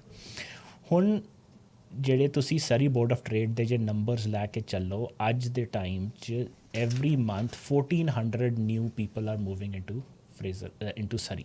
ਸਰੀ ਦੀ ਆਬਾਦੀ 1400 ਹਰ ਮਹੀਨੇ ਵੱਧ ਰਹੀ ਹੈ ਜੀ। ਜਿਹੜਾ ਆਪਣਾ ਸਰੀ ਮੈਮੋਰੀਅਲ ਹਸਪੀਟਲ ਹੈ, ਇਹਦੀ ਕਪੈਸਿਟੀ ਨਹੀਂ ਹੈ to cope with the current growth. ਜਿਹੜਾ ਹੁਣ ਪ੍ਰੈਜ਼ੀਡੈਂਟ ਗਵਰਨਮੈਂਟ ਨੇ ਕਮਿਟ ਕੀਤਾ ਟੂ ਇੱਕ ਨਵਾਂ ਹਸਪੀਟਲ ਬਣਾਉਣ ਲਈ, ਕਲੋਵਰਡੇਲ ਹਸਪੀਟਲ ਨਹੀਂ, ਉਹਨੂੰ ਬਣਨ ਲਈ ਐਟਲੀਸਟ 5 ਜਾਂ 6 ਸਾਲ ਤਾਂ ਲੱਗ ਜਾਣਗੇ। ਹਾਲੇ ਔਨ ਦੈਟ ਸਾਈਟ ਜਿੱਥੇ ਹਸਪੀਟਲ ਬਣਨਾ ਹੈ, ਉੱਥੇ ਸਿਰਫ ਇੱਕ ਬੋਰਡ ਹੈ, ਉੱਥੇ ਨਾ ਕੋਈ ਕੰਸਟਰਕਸ਼ਨ ਚੱਲ ਰਹੀ ਹੈ, ਕੁਛ ਨਹੀਂ ਚੱਲ ਰਿਹਾ। That will take about 5 to 6 years ਕਰਨਾ। ਉਸ ਟਾਈਮ ਲਈ ਪਾਪੂਲੇਸ਼ਨ ਵਧੀ ਜਾਊਗੀ and most of the population ਆਪਣੇ ਸਰੀ 'ਚ ਆ ਰਹੀ ਹੈ। ਸੋ ਜਿਹਦਾ ਜਿਹੜਾ ਸੋਲਿਊਸ਼ਨ ਹੋਊਗਾ ਇਜ਼ ਗੋਇੰਗ ਟੂ ਬੀ ਜਿਹੜਾ ਆਪਣਾ ਐਗਜ਼ਿਸਟਿੰਗ ਹਸਪੀਟਲਸ ਹੈ ਇਹਨਾਂ ਨੂੰ ਵਧਾਉਣਾ ਪੈਣਾ ਸਾਨੂੰ। ਵੀ ਕਾਂਟ ਜਸਟ ਵੇਟ ਕਿ ਕਲੋਵਰਡੇਲ 'ਚ ਜੋ ਨਵਾਂ ਹਸਪੀਟਲ ਬਣੂਗਾ। ਜਦੋਂ ਆਪਣਾ ਹੁਣ ਤੁਸੀਂ ਪੀਸ ਆਰਚ ਹਸਪੀਟਲ ਨੂੰ ਲੈ ਕੇ ਚੱਲੋ, ਪਿਛਲੇ ਸਾਲ ਇਹਨਾਂ ਦਾ ਜਿਹੜਾ ਮਟਰਨਿਟੀ ਹਸਪੀਟਲ ਆ, ਮਟਰਨਿਟੀ ਵਾਰਡ ਬੰਦ ਹੋ ਜਾਂਦਾ ਸੀ ਡਿਊਰਿੰਗ ਦ ਸਮਰਸ ਬਿਕੋਜ਼ ਪੀਡੀਆਟ੍ਰੀਸ਼ਨ ਨਹੀਂ ਹੁੰਦਾ ਸੀ। ਮਤਲਬ ਕਿ ਆਪਣੇ ਪੀਸ ਆਰਚ ਹਸਪੀਟਲ ਦੀਆਂ ਸਾਰੀਆਂ ਡਿਲੀਵਰੀਜ਼ ਵਰ ਗੋਇੰਗ ਇਨ ਲੈਂਗਲੀ ਨਾਓ ਜੀ, ਕਿਉਂਕਿ ਪੀਡੀਆਟ੍ਰੀਸ਼ਨ ਨਹੀਂ ਸੀ ਉੱਥੇ, ਬੰਦਿਆਂ ਦੀ ਘਾਟ ਸੀ। But we have to develop the existing hospitals also. ਆ ਨਹੀਂ ਕਹਿ ਸਕਦੇ ਕਿ ਕਲੋਵਰਡੇਲ 'ਚ ਨਵਾਂ ਹਸਪੀਟਲ ਬਣੂਗਾ। ਡੈਲਟਾ ਹਸਪੀਟਲ ਦੀ ਗਰੋਥ ਹੋਣੀ ਚਾਹੀਦੀ ਹੈ, ਪੀਸ ਆਰਚ ਦੀ ਗਰੋਥ ਹੋਣੀ ਹੈ, ਲੈਂਗਲੀ ਦੀ ਗਰੋਥ ਹੋਣੀ ਚਾਹੀਦੀ ਹੈ। ਦੂਜੀ ਜਿਹੜੀ ਮੈਨ ਪਾਵਰ ਦੀ ਪ੍ਰੋਬਲਮ ਹੋਗੀ, ਅਗੇਨ ਜੇ ਤੁਸੀਂ ਕਹੋ ਕਿ ਅਸੀਂ ਨਵੇਂ ਡਾਕਟਰ ਟ੍ਰੇਨ ਕਰਨੇ ਆ, ਨਵੀਆਂ ਨਰਸਾਂ ਟ੍ਰੇਨ ਕਰਨੀਆਂ, ਉਹਦੇ 'ਚ ਵੀ ਤੁਹਾਨੂੰ 5-6 ਸਾਲ ਤਾਂ ਲੱਗਣਗੇ, ਰਾਈਟ। ਜੇ ਤੁਸੀਂ ਕਹਿੰਦੇ ਕਿ ਅਸੀਂ ਹੋਮ ਗਰੋਨ ਕਰਨੇ ਆ, ਕਿ ਅਸੀਂ ਕੈਨੇਡਾ ਆਪਣੇ ਡਾਕਟਰ ਪੜ੍ਹਾਉਣੇ ਆ ਜੀ, ਠੀਕ ਹੈ। ਸ਼ਾਰਟ ਟਰਮ ਸੋਲਿਊਸ਼ਨਸ ਹੋ ਸਕਦੇ ਹਨ ਕਿ we have a lot of foreign trade ਜਿਹੜੀਆਂ ਹੈ ਟੈਲੈਂਟ ਹੈ। ਡਾਕਟਰਸ ਬਾਹਰੋਂ ਪੜ੍ਹ ਕੇ ਆਏ ਆ, ਕਈ ਕੈਨੇਡੀਅਨ ਡਾਕਟਰਸ ਹਨ ਜਿਹੜੇ ਬਾਹਰ ਪੜ੍ਹ ਕੇ ਬਾਹਰ ਪੜ੍ਹਨ ਜਾਂਦੇ ਆ, ਬਾਹਰੋਂ ਪੜ੍ਹ ਕੇ ਡਾਕਟਰਸ ਕੈਨੇਡਾ 'ਚ ਆਏ ਹੋਏ ਆ, ਇੱਥੇ ਬੈਠੇ ਆ, ਨਰਸਿਸ ਆਈਆਂ ਵੀ ਆ। ਉਹਨਾਂ ਨੂੰ ਜਿਹੜਾ ਪਾਥਵੇ ਆਫ ਸਰਟੀਫਿਕੇਸ਼ਨ ਹੈ ਉਹ ਸਾਨੂੰ ਇੰਪਰੂਵ ਕਰਨਾ ਚਾਹੀਦਾ ਹੈ। ਉਹ ਤਾਂ ਪਹਿਲਾਂ ਹੀ ਦੁਖੀ ਆ। ਉਹ ਲੋਕ ਜਿਹੜੇ ਆ ਕੇ ਇੱਥੇ ਈਵਨ ਪ੍ਰੈਕਟਿਸ ਕਰਦੇ ਆ ਰਹੇ, ਕਈ ਸਾਲਾਂ ਦੀ ਜਿਨ੍ਹਾਂ ਦੀ ਪ੍ਰੈਕਟਿਸ ਆ, ਜਾਂ ਉਹ ਬਾਹਰਲੀਆਂ ਯੂਨੀਵਰਸਿਟੀਜ਼ ਤੋਂ ਪੜ੍ਹ ਕੇ ਆ ਰਹੇ ਆ, ਜਿਨ੍ਹਾਂ ਨੇ ਇੱਥੇ ਆ ਕੇ ਐਗਜ਼ਾਮ ਦੇਣੇ ਆ, ਉਹ ਵੀ ਇਸ ਗੱਲ 'ਤੇ ਇਤਰਾਜ਼ ਕਰ ਰਹੇ ਆ ਕਿ ਸਾਨੂੰ ਕਿਸੇ ਵੀ ਤਰੀਕੇ ਦੇ ਨਾਲ ਸਿਸਟਮ ਦੇ ਵਿੱਚ ਨਹੀਂ ਸਿੱਧਾ ਐਡਜਸਟ ਕੀਤਾ ਜਾ ਰਿਹਾ। ਐਗਜ਼ੈਕਟਲੀ। ਐਂਡ ਉਹ ਜਿਹੜਾ ਹੈਗੀ ਜਿਹੜੀ ਸਾਡੇ ਕੋਲ ਜਿਹੜੀ ਟੈਲੈਂਟ ਪੂਲ ਹੈ ਨਾ, ਉਹਨੂੰ ਅਸੀਂ ਚੰਗੀ ਤਰ੍ਹਾਂ ਯੂਟੀਲਾਈਜ਼ ਨਹੀਂ ਕਰ ਰਹੇ ਹਾਂ। We have to improve on that. ਇਹਦੀਆਂ ਗੱਲਾਂ ਪਹਿਲਾਂ ਬਹੁਤ ਹੋਈਆਂ। ਕਰੰਟ ਮਿਨਿਸਟਰ ਨੇ ਵੀ ਕਿਹਾ ਹੈ ਕਿ we have to have pathway for foreign doctors to come in and foreign nurses to come in, but ਜਿਹੜੀ ਉਹਦੀ ਇੰਪਲੀਮੈਂਟੇਸ਼ਨ ਹੈ ਜਾਂ ਤਾਂ ਕਹਿ ਲਓ ਹੋ ਨਹੀਂ ਰਹੀ ਹੈ ਜਾਂ ਬਹੁਤ ਸਲੋਲੀ ਹੋ ਰਹੀ ਹੈ, ਠੀਕ ਹੈ। ਕਿਉਂਕਿ there has to be ਜਿਹੜੇ ਕਹਿ ਲਓ ਚੈਕਸ ਐਂਡ ਬੈਲੈਂਸ ਕਹਿ ਲਓ ਸਿਸਟਮ 'ਚ ਜਿਹੜੇ ਹੋਣੇ ਚਾਹੀਦੇ ਆ ਕਿ ਠੀਕ ਹੈ ਕੋਈ ਬਾਹਰੋਂ ਉੱਪਰ ਟ੍ਰੇਨਿੰਗ ਕਰਕੇ ਆਇਆ, ਤੁਸੀਂ ਉਹਨਾਂ ਦਾ ਟੈਸਟ ਲੈ ਲਓ। ਜਿਹੜੇ ਜਦੋਂ ਉਹਨਾਂ ਨੇ ਟੈਸਟ ਪਾਸ ਕਰ ਲਏ ਦੈਨ ਦੇ ਸ਼ੁੱਡ ਬੀ ਅ ਪਾਥਵੇ ਕਿ ਉਹਨਾਂ ਨੂੰ ਹੁਣ ਚੈਲੰਜ ਕਰ ਸਕਦੇ ਆ ਉਹ ਉਸ ਚੀਜ਼ ਨੂੰ। ਚੈਲੰਜ ਕਰਨ ਦਾ ਹੁਣ ਉੱਥੇ ਇੰਪਲੀਮੈਂਟੇਸ਼ਨ ਖਰਾਬ ਹੋ ਰਹੀ ਹੈ ਨਾ ਜੀ। ਜਿਹੜੀ ਹੁਣ ਜਿਹੜੇ ਦੇ ਤੁਸੀਂ ਕਹੋਗੇ ਕਿ ਇਹਨਾਂ ਨੇ ਆਹ 3 ਟੈਸਟ ਲਿਖਣੇ ਆ, ਬਟ ਤੁਸੀਂ ਉਸ 3 ਟੈਸਟ ਕਹੋ ਕਿ ਇਹ ਸਿਰਫ ਇਨ ਆਰਡਰ ਲੈ ਸਕਦੇ ਆ ਐਂਡ ਉਹ ਟੈਸਟ ਸਾਲ 'ਚ ਸਿਰਫ 3 ਵਾਰ ਹੀ ਹੋਣੇ ਆ। ਉਹ by the time that person come ਉਹਨੂੰ ਸਾਲ ਲੱਗ ਜਾਂਦੇ, 2 ਸਾਲ 3 ਸਾਲ just to wait to get the test done, ਠੀਕ ਹੈ। ਉਹਦੀ ਜਿਹੜੀ ਇੰਪਲੀਮੈਂਟੇਸ਼ਨ ਹੈ ਉਹ we have to improve on things ਜੀ, ਠੀਕ ਹੈ। ਐਂਡ ਇਹਦੇ 'ਚ ਯੂ ਕਾਂਟ ਜਸਟ ਸੇ ਕਿ ਗਵਰਨਮੈਂਟ ਨੇ ਕਰਨਾ, because at the end of the day ਜਿਹੜੀ ਕਾਲਜ ਆਫ ਨਰਸਿੰਗ ਹੈ, ਕਾਲਜ ਆਫ ਫਿਜ਼ੀਸ਼ੀਅਨਸ ਹੈ, they have to take the initiative. ਉਹਨਾਂ ਨੂੰ ਕਹਿਣਾ ਚਾਹੀਦਾ। ਆਮ ਲੋਕ ਜਿਹੜੇ ਆ ਨਾ ਉਹ ਫਿਰ ਹਰ ਇੱਕ ਚੀਜ਼ ਨੂੰ ਉੱਥੇ ਲਿਆ ਕੇ ਖੜਾ ਕਰ ਦਿੰਦੇ ਆ। ਸ਼ਾਇਦ ਤੁਸੀਂ ਨੋਟਿਸ ਕੀਤਾ ਹੋਣਾ ਕਿ ਜੇ ਅਸੀਂ ਐਮਰਜੈਂਸੀ ਜਾਂਦੇ ਹਾਂ ਤਾਂ ਅਸੀਂ ਡਾਕਟਰਸ 'ਤੇ ਆਪਣਾ ਗੁੱਸਾ ਕੱਢ ਕੇ ਆ ਜਾਂਦੇ ਹਾਂ ਕਿ ਡਾਕਟਰ ਵਿਜ਼ਿਟ ਨਹੀਂ ਕਰਨਾ ਆ, ਡਾਕਟਰ ਵਿਜ਼ਿਟ ਨਹੀਂ ਕਰਨਾ ਆ, ਜਾਂ ਸਾਹਮਣੇ ਜਿਹੜੀਆਂ ਨਰਸਿਸ ਨੇ ਜਾਂ ਬਾਕੀ ਸਟਾਫ ਆ, ਸਾਡਾ ਗੁੱਸਾ ਉਹਨਾਂ ਦੇ ਉੱਤੇ ਨਿਕਲ ਰਿਹਾ ਹੈ। ਜਾਂ ਦੂਸਰੀ ਗੱਲ ਜਿਹੜੀ ਅਸੀਂ ਇਹ ਕਰਦੇ ਹਾਂ ਕਿ ਵੀ ਹੈਲਥ ਮਿਨਿਸਟਰੀ ਕੀ ਕਰ ਰਹੀ ਹੈ, ਸਰਕਾਰ ਕੀ ਕਰ ਰਹੀ ਹੈਗੀ ਆ। ਪਰ ਆ ਜਿਹੜੀ ਹੁਣ ਤੁਸੀਂ ਵਿੱਚ ਕਾਲਜ ਆਫ ਫਿਜ਼ੀਸ਼ੀਅਨਸ ਦੀ ਗੱਲ ਕਰਦੇ ਆ, ਇਹ ਗੱਲਾਂ ਸਾਡੇ ਆਮ ਲੋਕਾਂ ਦੀ ਸਮਝ ਤੋਂ ਬਾਹਰ ਹੈਗੀਆਂ। ਪਰ ਜਿਹੜਾ ਕਾਲਜ ਆਫ ਫਿਜ਼ੀਸ਼ੀਅਨਸ ਆ, ਇਹ ਕੀ ਇੰਡੀਪੈਂਡੈਂਟਲੀ ਕੰਮ ਕਰਦਾ? ਇਹ ਗਵਰਨਮੈਂਟ ਦੇ ਨਾਲ ਨਹੀਂ ਹੈਗਾ, ਇਹਨਾਂ ਦਾ ਗਵਰਨਮੈਂਟ ਦੀ ਸਲਾਹ ਨਾਲ ਨਹੀਂ ਚੱਲਦੇ ਇਹ? ਨਹੀਂ, ਤੇ it is supposed to be an independent body, but ਇਹਨਾਂ ਦੀ ਫਾਈਨਲ ਜਿਹੜਾ ਆਪਣਾ ਹੈਲਥ ਮਿਨਿਸਟਰੀ ਆ can at any time direct the college and say ਕਿ ਆ ਹੋਊਗਾ। ਮਿਨਿਸਟਰੀ ਕਰ ਸਕਦੀ ਹੈ। They work under the auspices of the health minister, ਠੀਕ ਹੈ। ਬਟ ਇਹਨਾਂ ਨੂੰ ਇੰਨੀ ਖੁੱਲ੍ਹ ਦਿੱਤੀ ਹੋਈ ਹੈ ਕਿ ਦੇ work as an independent body. And ਉਹ ਤੁਸੀਂ ਕਹਿ ਰਹੇ ਹੋ ਨਾ ਕਿ ਜਦੋਂ ਅਸੀਂ ਗੱਲ ਕੀਤੀ ਸੀ ਟੂ ਹੈਵ ਸਮ ਕਿ ਖੁੱਲ੍ਹੀ ਛੁੱਟੀ ਹੋਣੀ ਚਾਹੀਦੀ ਹੈ ਡਾਕਟਰਸ ਨੂੰ to work independent of political pressure ਔਰ ਕਰਾ ਕੇ। ਸੋ ਉਹਦੇ ਲਈ ਇਹਨਾਂ they have made it as an independent body, ਠੀਕ ਹੈ। ਬਟ ਜੇ ਤੇ ਹੈਲਥ ਮਿਨਿਸਟਰੀ ਇਹਨਾਂ ਨੂੰ ਡਾਇਰੈਕਟ ਕਰ ਸਕਦੀ ਹੈ ਕਿ ਨਹੀਂ ਇਹ ਤੁਹਾਨੂੰ ਪਾਥਵੇ ਦੇਣਾ ਚਾਹੀਦਾ ਹੈ ਫॉर ਫੋਰਨ ਗ੍ਰੈਜੂਏਟਸ ਲਈ। ਓਕੇ, ਜੇ ਹੁਣ ਇਹ ਪਾਥਵੇ ਆ ਤੁਸੀਂ ਖੋਲ੍ਹਣ ਦੀ ਗੱਲ ਕਰ ਰਹੇ ਹੋ ਕਿ ਇਹ ਈਜ਼ੀ ਕੀਤਾ ਜਾਣਾ ਚਾਹੀਦਾ, ਜਿਹੜੇ ਟੈਸਟ ਆ ਮੋਰ ਫਰੀਕੁਐਂਟਲੀ ਲਏ ਜਾਣੇ ਚਾਹੀਦੇ ਆ ਵੀ ਛੇਤੀ ਤੋਂ ਛੇਤੀ, ਤਾਂ ਕਿ ਡਾਕਟਰਸ ਦਾ ਜਾਂ ਜਿਹੜੇ ਬਾਕੀ ਪ੍ਰੈਕਟੀਸ਼ਨਰਸ ਆ ਉਹਨਾਂ ਨੂੰ ਸਿਸਟਮ ਦੇ ਵਿੱਚ ਐਡਜਸਟ ਕੀਤਾ ਜਾ ਸਕੇ। ਇਹ ਪਹਿਲ ਕਿੱਥੋਂ ਸ਼ੁਰੂ ਹੋਊਗੀ? ਹੁਣ ਉਹ ਵੀ ਮੰਗ ਕਰ ਰਹੇ ਆ ਜਿਹੜੇ ਨਵੇਂ ਲੋਕ ਆ ਰਹੇ ਆ। ਇਹ ਹੁਣ ਕਾਲਜ ਵੱਲੋਂ ਸ਼ੁਰੂਆਤ ਹੋਣੀ ਹੈ ਜਾਂ ਗਵਰਨਮੈਂਟ ਵੱਲੋਂ ਹੋਣੀ ਆ? ਨਹੀਂ, ਇਹ there has to be both. Government ਦੇ ਨਾਲ ਵੀ ਹੋਊਗੀ ਤੇ ਕਾਲਜ ਦੇ ਨਾਲ ਵੀ ਹੋਊਗੀ। ਇਹ ਇਹੋ ਜਿਹਾ ਤੁਸੀਂ ਓਨਟੇਰੀਓ ਦੇਖ ਲਓ। ਓਨਟੇਰੀਓ 'ਚ ਦੇ ਹੈਵ ਇਹਨਾਂ ਦਾ ਉੱਥੇ ਓਨਟੇਰੀਓ 'ਚ ਇਹਨਾਂ they have a pathway for foreign graduates to write the exams. ਇਹਨਾਂ ਨੇ ਇੱਥੇ ਦੂਜੀ ਕਲਾਸ ਆਫ ਲਾਈਕ ਜਿਹੜਾ ਮੈਂ ਅਸੀਂ ਕਲਾਸ ਜਿਹੜਾ ਮੇਰੇ ਤੁਸੀਂ ਕਹਿ ਲਓ ਜਿਹੜੇ ਮੋਸਟ ਡਾਕਟਰਸ ਜਿਹੜੇ ਤੁਹਾਡੇ ਲਿਸਨਰਸ ਨਾਲ ਵਾਹ ਪੈਂਦਾ ਹੋਣਾ ਹੈ they are what we call independent practitioners ਕਿ ਉਹਨਾਂ ਨੂੰ ਇੰਡੀਪੈਂਡੈਂਟਲੀ ਪ੍ਰੈਕਟਿਸ ਕਰ ਸਕਦੇ ਆ ਬਟ ਇੱਥੇ what ਜਿਹੜੀ one of the things the college and the government can look into is what we call restricted class or provisional class of licensure ਜਿੱਥੇ ਕੋਈ ਡਾਕਟਰ ਦੂਜੇ ਡਾਕਟਰ ਦੀ ਸੁਪਰਵਿਜ਼ਨ ਦੇ ਅੰਡਰ ਕੰਮ ਕਰ ਸਕਦਾ ਹੈ ਐਂਡ ਇਹਦੇ 'ਚ ਕੀ ਹੋਊਗਾ ਕਿ ਤੁਹਾਡੀ ਓਨਲੀ ਡਾਕਟਰਸ ਵੱਧ ਸਕਦੇ ਆ ਜੀ right but as long as there is some supervision and ਜਿਹੜੀ that ਉਹ ਜਿਹੜਾ supervisory time ਹੋਊਗਾ ਜਾਂ provisional class of license ਹੋਊਗਾ during that time ਉਹ ਡਾਕਟਰ ਜਿਹੜਾ ਉਸ ਕਲਾਸ ਦੇ ਅੰਡਰ ਕੰਮ ਕਰ ਰਿਹਾ ਉਹਦੀ ਵੀ ਤੁਸੀਂ supervision ਕਰੋਗੇ ਉਹਨੂੰ observe ਕਰੋਗੇ ਕਿਵੇਂ ਕਰ ਰਿਹਾ and then give them a time ਕਿ okay ਠੀਕ ਹੈ ਜੇ ਤੁਸੀਂ 2 ਸਾਲ 3 ਸਾਲ supervision ਦੇ ਅੰਡਰ ਕੰਮ ਕਰ ਲਿਆ and ਤੁਹਾਡਾ ਸਭ ਕੁਝ ਠੀਕ ਹੈ then ਤੁਹਾਨੂੰ pathway ਹੈ to independent practice ਹਾਂ ਬਿਲਕੁਲ ਠੀਕ ਹੈ so that kind of a system or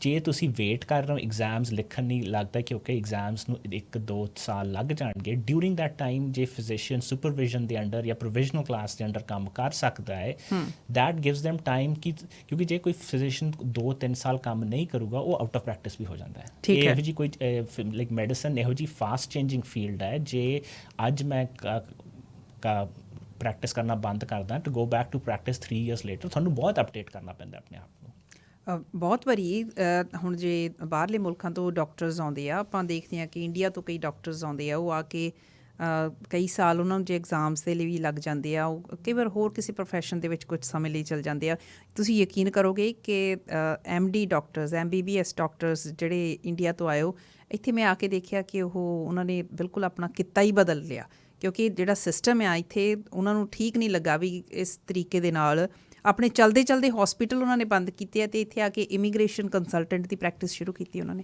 ਹਾਂਜੀ and that's a tragedy that is a waste of a talent pool as a society we can be utilizing that talent that experience ਜਿਹੜਾ ਆਉਂਦਾ ਨਾ ਜਿਹੜੇ ਉਹਨਾਂ ਕੋਲ ਫਿਜ਼ੀਸ਼ੀਅਨਸ ਕੋਲ ਹੈਗਾ we are wasting that and I think that is ਜਿੱਥੇ ਜੇ ਤੁਸੀਂ ਅੱਜ ਕਹੋ ਕਿ ਇਹੋ ਜਿਹਾ ਕਿਹੜਾ ਸੋਲਿਊਸ਼ਨ ਅਸੀਂ ਇੰਪਲੀਮੈਂਟ ਕਰ ਸਕਦੇ ਹਾਂ ਜਿਹੜੇ ਥੋੜੇ ਸ਼ਾਰਟ ਟਰਮਸ ਇਮੀਡੀਏਟ ਰਿਜ਼ਲਟਸ ਦਿਖਣ this is one system ਜਿਹੜਾ ਐਗਜ਼ਿਸਟਿੰਗ ਟੈਲੈਂਟ pool ਹੈ ਅਸੀਂ ਉਹਨੂੰ better utilize ਕਰੀਏ and give them a pathway to entry into the Canadian system ਸੋ ਇਹ ਸ਼ਾਰਟ ਟਰਮ ਸਟ੍ਰੈਟਜੀਜ਼ ਦੇ ਵਿੱਚੋਂ ਇੱਕ ਸਟ੍ਰੈਟਜੀ ਹੈਗੀ ਆ ਇਹ ਇੰਪਲੀਮੈਂਟ ਕੀਤੀ ਜਾ ਸਕਦੀ ਸ਼ਾਰਟ ਟਰਮ ਇਹਨੂੰ ਲੌਂਗ ਟਰਮ ਲਈ ਇਹਨੂੰ ਕੀਤਾ ਜਾ ਸਕਦਾ ਹੈ ਐਟਲੀਸਟ ਸ਼ੁਰੂਆਤ ਤਾਂ ਕੀਤੀ ਜਾਵੇ ਸ਼ੁਰੂਆਤ ਕੀਤੀ ਜਾਏ ਦੇਰ ਇਜ਼ ਆਲਸੋ ਹੁਣ ਮਿਨਿਸਟਰੀਜ਼ ਦੇ ਨੇ ਪਹਿਲਾਂ they were not open to it but they are physician assistants ਜਿਹੜੇ ਕਹਿੰਦੇ ਆ ਅਸੀਂ ਹੁੰਦੇ ਆ ਜੇ ਤੁਸੀਂ US 'ਚ ਜਾਓਗੇ ਇਨ ਦ ਅਮਰੀਕਾ ਉੱਥੇ physician assistant is a very well known category ਉਹ physician assistants ਡਾਕਟਰ ਦੇ ਅੰਦਰ ਕੰਮ ਕਰਦੇ ਆ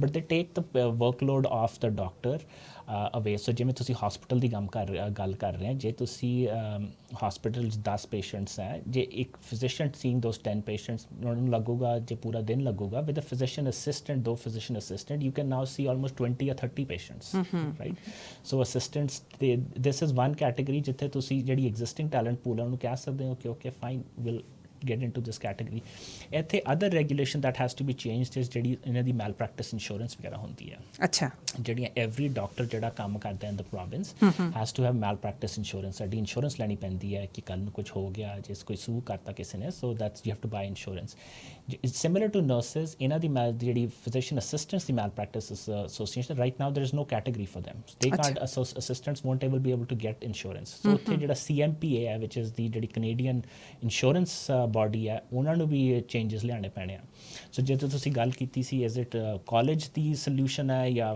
ਮਿਨਿਸਟਰੀ ਦਾ ਹੈ ਇੱਥੇ ਇਟਸ ਗੋਇੰ ਟੂ ਟੇਕ ਪੂਰਾ ਕੰਸਰਟਡ ਐਫਰਟ ਬਿਕਾਜ਼ ਕਾਲਜ ਵੀ ਆਊਗਾ ਮਿਨਿਸਟਰੀ ਵੀ ਆਊਗੀ CMPA ਵੀ ਆਊਗੀ ਐਂਡ ਈਵਨ ਹੈਲਥ ਅਥਾਰਟੀਜ਼ ਵੀ ਆਉਣਗੀਆਂ ਰਾਈਟ ਬਿਕਾਜ਼ ਜਿਹੜੇ ਹਸਪੀਟਲਸ 'ਚ ਹਾਇਰ ਕਰਨੇ ਇਹਨਾਂ ਨੇ clinical associates they will have to be under a health authority ਇੱਕ ਤੁਸੀਂ ਗੱਲ ਕੀਤੀ ਸੀ ਵਿੱਚ ਨਰਸ ਪ੍ਰੈਕਟੀਸ਼ਨਰਸ ਦੀ ਤੁਸੀਂ ਕਿਹਾ ਵੀ ਉਹ ਸ਼ੁਰੂ ਕੀਤਾ ਸੀ ਪਿੱਛੇ ਜਿਹੇ ਪਰ ਉਹ ਬਹੁਤਾ ਕਾਮਯਾਬ ਨਹੀਂ ਹੋ ਸਕਿਆ ਉਹ ਨਰਸ ਪ੍ਰੈਕਟੀਸ਼ਨਰਸ ਦੀ ਜਿਹੜੀ ਕੈਟੇਗਰੀ ਆ ਉਹ ਕਾਹਦੇ ਵਿੱਚ ਆਉਂਦੀ ਆ ਉਹਨਾਂ ਨੂੰ ਨਰਸਿਸ ਹੀ ਗਿਣਦੇ ਆ ਜਾਂ ਉਹ ਫਿਜ਼ੀਸ਼ੀਅਨਸ ਦੇ ਨੇੜੇ ਹੁੰਦੇ ਆ they start as nurses ਇਹਨਾਂ ਦੀ training as a nursing school ਦੇ ਥਰੂ ਜਾ ਕੇ ਹੁੰਦੀ ਆ but then they get additional training for getting independent practice ਤੇ but ਜਿਹੜੀਆਂ ਹਾਲੇ ਮੈਂ ਆ ਨਹੀਂ ਕਹਿ ਰਿਹਾ ਕਿ ਨਰਸ ਪ੍ਰੈਕਟੀਸ਼ਨਰਸ ਨਹੀਂ ਹੈ ਨਰਸ ਪ੍ਰੈਕਟੀਸ਼ਨਰਸ ਹੈਗੀਆਂ but ਉਨੀਆਂ ਨਹੀਂ ਹੈ ਜਿੰਨੂੰ ਸਾਨੂੰ ਲੋੜ ਹੈ so and if ਅਸੀਂ decide ਕੀਤਾ ਕਿ okay we're going to hire more nurse practitioners graduate ਕਰਨੀ ਹੈ, that's going to take time. ਹੁਣ 4-5 ਸਾਲ ਤਾਂ ਲੱਗਣਗੇ।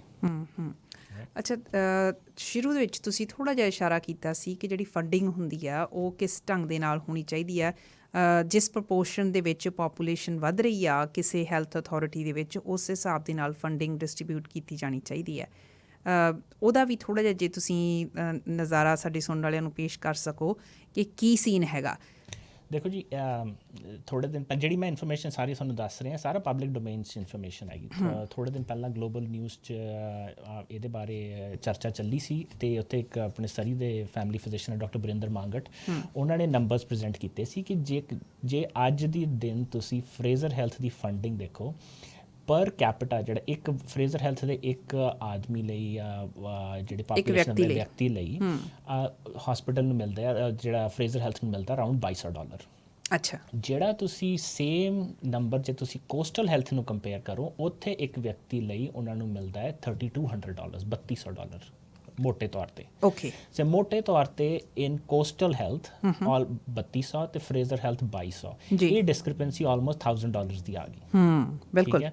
ਐਂਡ ਫਰੇਜ਼ਰ ਹੈਲਥ ਸਭ ਤੋਂ ਵੱਡੀ ਹੈਲਥ ਅਥਾਰਟੀ ਹੈ, ਰਾਈਟ। ਸੋ ਜਦੋਂ ਤੁਸੀਂ ਪੂਰੇ as a health authority level 'ਤੇ ਜਾ ਕੇ ਦੇਖਦੇ ਹੋ, ਯੂ ਕੈਨ ਸੀ ਕਿ ਕਿੰਨੀ ਡਿਸਕ੍ਰਿਪੈਂਸੀ ਵਿਦਿਨ ਦਾ ਫੰਡਿੰਗ ਆ ਜਾਂਦੀ ਹੈ। ਐਗਜ਼ੈਕਟਲੀ। ਜਿਵੇਂ ਤੁਸੀਂ ਨਵਾਂ ਹਸਪੀਟਲ ਬਣਾਉਣਾ ਹੈ, ਨਰਸਿਸ ਹਾਇਰ ਕਰਨੀ ਹੈ, ਕੋਈ ਨਵਾਂ ਕੈਂਸਰ ਪ੍ਰੋਗਰਾਮ ਸ਼ੁਰੂ ਕਰਨਾ ਹੈ, ਕਾਰਡੀਅਕ ਪ੍ਰੋਗਰਾਮ ਸ਼ੁਰੂ ਕਰਨਾ ਹੈ, ਇਹਦੇ ਲਈ ਪੈਸੇ ਦੀ ਲੋੜ ਪੈਣੀ ਹੈ, right. And if already Fraser Health 'ਚ $1000 ਦਾ ਫਰਕ ਪੈ ਗਿਆ ਹੈ, so then you can see ਕਿ ਕਿਉਂ ਆਪਣੇ ਸਾਡੇ ਇੱਥੇ ਨਵਾਂ ਇਨਫਰਾਸਟਰਕਚਰ ਨਹੀਂ ਬਣਿਆ ਫॉर ਦ ਲਾਸਟ 15 ਸਾਲ 16 ਸਾਲ ਕਿਉਂ ਹਸਪੀਟਲ ਨਵਾਂ ਨਹੀਂ ਬਣਿਆ, ਬਿਕੋਜ਼ ਸਾਡੇ ਕੋਲ ਫੰਡਿੰਗ ਹੀ ਨਹੀਂ ਆ ਰਹੀ ਸੀ ਫਰੇਜ਼ਰ ਹੈਲਥ ਕੋਲੋਂ ਨਹੀਂ। ਅੱਛਾ, ਦੂਜਾ ਜਿਹੜੇ ਆ numbers when you calculate 2200 and 3200 ਜਦੋਂ ਕੰਪੇਅਰ ਕਰਦੇ ਹੋ, ਇਹ ਸਿਰਫ ਹੈ ਫਰੇਜ਼ਰ ਹੈਲਥ ਨੂੰ ਕੰਪੇਅਰ ਕੀਤਾ ਹੈ ਕੋਸਟਲ ਹੈਲਥ ਨੂੰ। ਬਿਲਕੁਲ।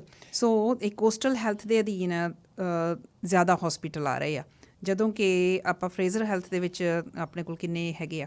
ਸਾਡੇ ਕੋਲ ਹਸਪੀਟਲਸ ਘੱਟ ਹੈ। ਬਟ ਦ ਅਦਰ ਥਿੰਗ ਤੁਹਾਨੂੰ ਰਿਮੈਂਬਰ ਕਰਨਾ ਹੈ ਕਿ ਇੱਥੇ ਜਿਹੜੇ ਇਹ 3200 'ਚ ਉੱਥੇ ਅਦਰ ਹੈਲਥ ਅਥਾਰਟੀਜ਼ ਵੀ ਹੈਗੀਆਂ ਕੋਸਟਲ ਹੈਲਥ 'ਚ। ਹੁਣ ਦੇਖੋ, ਕੋਸਟਲ ਹੈਲਥ PHSA ਹੈ, ਜਿਹੜੀ ਪ੍ਰੋਵਿੰਸ਼ੀਅਲ ਹੈਲਥ ਸਰਵਿਸਿਜ਼ ਅਥਾਰਟੀ ਹੈ, ਇਹ ਰਨ ਕਰਦੀ ਹੈ ਤੁਹਾਡਾ BC women's and BC children's. Okay, 2 hospital ਉੱਧਰ ਚਲੇ ਗਏ। ਇਹਨਾਂ ਦੀ ਫੰਡਿੰਗ ਤਾਂ ਇਸ 3200 'ਚ ਇਨਕਲੂਡ ਹੀ ਨਹੀਂ ਹੋਈ ਹੈ। ਤੇ ਦੂਜਾ ਉੱਥੇ ਹੈਲਥ ਅਥਾਰਟੀ ਹੈਗੀ ਪ੍ਰੋਵੀਡੈਂਸ ਹੈਲਥ। ਪ੍ਰੋਵੀਡੈਂਸ ਹੈਲਥ ਕਰਦੀ ਹੈ ਮਾਊਂਟ ਸੇਂਟ ਜੋਜ਼ ਹਸਪੀਟਲ ਐਂਡ ਤੁਹਾਡਾ ਸੇਂਟ ਪੌਲਸ ਹਸਪੀਟਲ। ਹੁਣ ਸੇਂਟ ਪੌਲਸ ਹਸਪੀਟਲ ਸਰੀ ਮੈਮੋਰੀਅਲ ਤੋਂ ਵੱਡਾ ਹਸਪੀਟਲ ਹੈ। ਸੋ ਇਹ ਉਸ ਏਰੀਏ ਨੂੰ ਸਰਵ ਕੀਤਾ ਜਾ ਰਿਹਾ ਜਿਹੜਾ ਅਸੀਂ ਸਮਝਦੇ ਹਾਂ ਕਿ ਕੋਸਟਲ ਹੈਲਥ ਦੇ ਅੰਡਰ ਆਉਂਦਾ ਹੈ। ਬਟ ਇਹਨਾਂ ਪਰ ਉੱਥੇ ਉਹਨਾਂ ਦੇ ਕੋਲ $1000 ਦਾ ਪਹਿਲਾਂ ਹੀ ਫੰਡਿੰਗ ਵਧਿਆ, ਜਦੋਂ ਜੇ ਅਸੀਂ ਕੋਸਟਲ ਹੈਲਥ ਵੀ ਮੰਨ ਲੈਂਦੇ ਹਾਂ।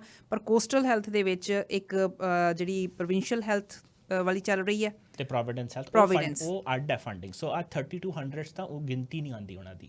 ਸੋ ਜੇ ਤੁਸੀਂ ਉਹਨਾਂ ਦੀ ਫੰਡਿੰਗ ਦਾ ਡਿਫਰੈਂਸ ਰੱਖੋਗੇ, ਆਲਮੋਸਟ $2,000 ਤੋਂ $3,000 ਪਰ ਵਿਅਕਤੀ ਦਾ ਫਰਕ ਪੈ ਜਾਂਦਾ ਹੈ between Fraser health and Vancouver, right.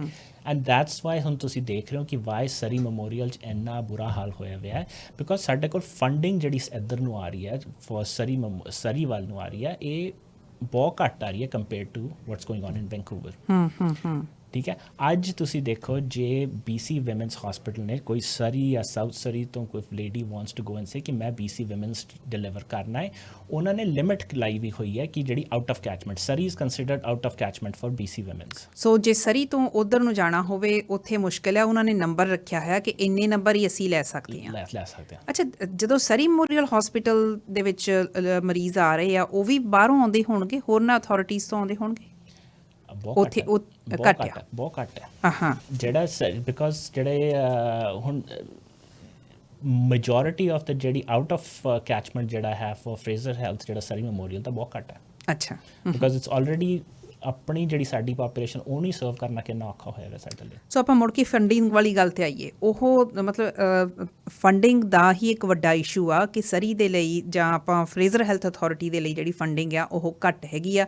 ਦੂਸਰੇ ਪਾਸੇ ਅਸੀਂ ਕੋਸਟਲ ਹੈਲਥ ਅਥਾਰਟੀ ਦੀ ਗੱਲ ਕਰਦੇ ਹਾਂ, ਉਧਰ ਆਲਰੇਡੀ 2 ਅਥਾਰਟੀਜ਼ ਹੋਰ ਵੀ ਹੈਗੀਆਂ ਆ। ਤੇ ਉਹਨਾਂ ਦੇ ਹਸਪੀਟਲਸ ਵੀ ਉੱਥੇ ਜ਼ਿਆਦਾ ਆ। ਉਸ ਹਿਸਾਬ ਦੇ ਨਾਲ ਤਾਂ ਫੰਡਿੰਗ ਬਹੁਤ ਅਨਈਵਨ ਹੈ ਜੇ ਆਪਾਂ ਦੇਖੀਏ। ਬਹੁਤ ਜ਼ਿਆਦਾ ਅਨਈਵਨ ਹੈ। ਐਂਡ ਈਵਨ ਜਿਹੜੇ ਕਈ ਜਿਹੜੇ ਸਰੀ ਮੈਮੋਰੀਅਲ 'ਚ ਕੰਮ ਕਰਦੇ ਹੋਣੇ ਉਹ ਤਾਂ ਤੁਹਾਨੂੰ ਆਪ ਹੀ ਕਹਿਣਗੇ ਕਿ ਦੇਰ ਇਜ਼ ਡਿਸਕ੍ਰਿਪੈਂਸੀ ਬਿਟਵੀਨ ਜਿਹਨੂੰ ਅਸੀਂ ਕਹਿ ਦਿੰਦੇ ਆ Fraser south and Fraser north. Fraser north ਆ ਜਾਂਦਾ ਹੈ ਆਪਣਾ Royal Columbian hospital. Royal Columbian ਦੀ hospital compare to Surrey Memorial ਦੀ ਹਸਪੀਟਲ ਦੀ ਫੰਡਿੰਗ ਬਹੁਤ ਜ਼ਿਆਦਾ ਹੈ, ਰਾਈਟ। ਸੋ ਜਿਹੜਾ ਫਰੇਜ਼ਰ ਸਾਊਥ ਵਾਲਾ ਏਰੀਆ ਨਾ that is the one that is ਜਿਹੜੀ ਅਸੀਂ ਕਹਿ ਦਿੰਦੇ ਸਭ ਤੋਂ ਜ਼ਿਆਦਾ ਅੰਡਰ ਸਰਵਿਸਡ ਹੈ ਹਾਲੇ। ਐਂਡ ਇੱਥੇ ਹੀ ਇਜ਼ ਦੀ ਏਰੀਆ ਵਿੱਚ ਸਭ ਤੋਂ ਜ਼ਿਆਦਾ ਪਾਪੂਲੇਸ਼ਨ ਗਰੋਥ ਹੋ ਰਹੀ ਹੈ।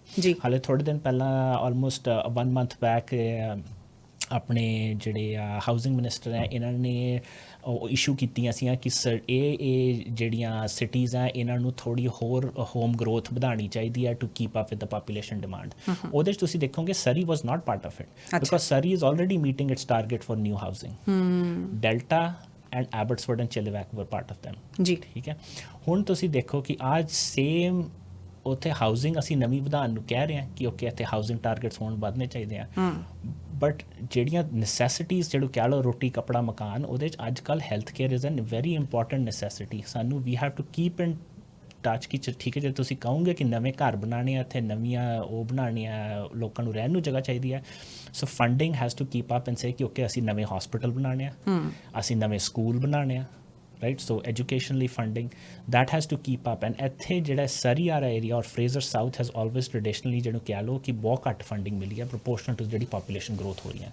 ਐਂਡ ਜਿਹੜਾ ਹੁਣ ਅਸੀਂ ਪ੍ਰੋਬਲਮਸ ਦੇਖ ਰਹੇ ਹਾਂ this is one of the biggest factor ਕਿ we haven't kept up with the demands ਜਿਹੜੀਆਂ ਹੋਣੀਆਂ ਚਾਹੀਦੀਆਂ ਸੀ ਉੱਥੇ। ਬਿਲਕੁਲ, ਕਿਉਂਕਿ ਐਜੂਕੇਸ਼ਨ ਦੇ ਸੈਕਟਰ ਦੇ ਵਿੱਚ ਵੀ ਉਹੀ ਹਾਲ ਹੈ।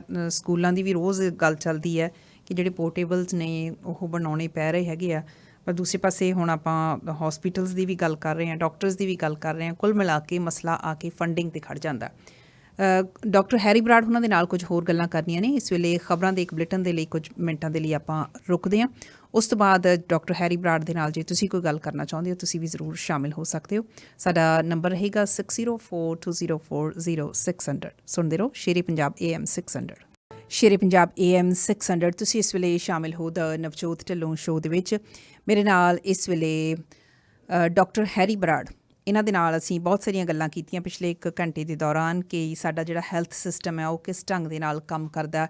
ਜੇ ਅਸੀਂ ਇਸ ਵੇਲੇ ਸਰੀ ਦੇ ਵਿੱਚ ਜੋ ਹਸਪੀਟਲ ਦੀ ਸਥਿਤੀ ਬਣੀ ਹੋਈ ਹੈ ਜਾਂ ਫਰੇਜ਼ਰ ਹੈਲਥ ਅਥਾਰਟੀ ਅਤੇ ਕੋਸਟਲ ਹੈਲਥ ਅਥਾਰਟੀ ਦਾ ਵੀ ਇਹਨਾਂ ਨੇ ਜ਼ਿਕਰ ਕੀਤਾ ਕਿ ਫੰਡਿੰਗ ਦੀ ਵੀ ਬਹੁਤ ਵੱਡੀ ਸਮੱਸਿਆ ਹੈ। ਸੋ ਸਾਰਾ ਕੁਝ ਥੋੜ੍ਹਾ ਅਸੀਂ ਟੱਚ ਕਰਨ ਦੀ ਕੋਸ਼ਿਸ਼ ਕੀਤੀ ਹੈ।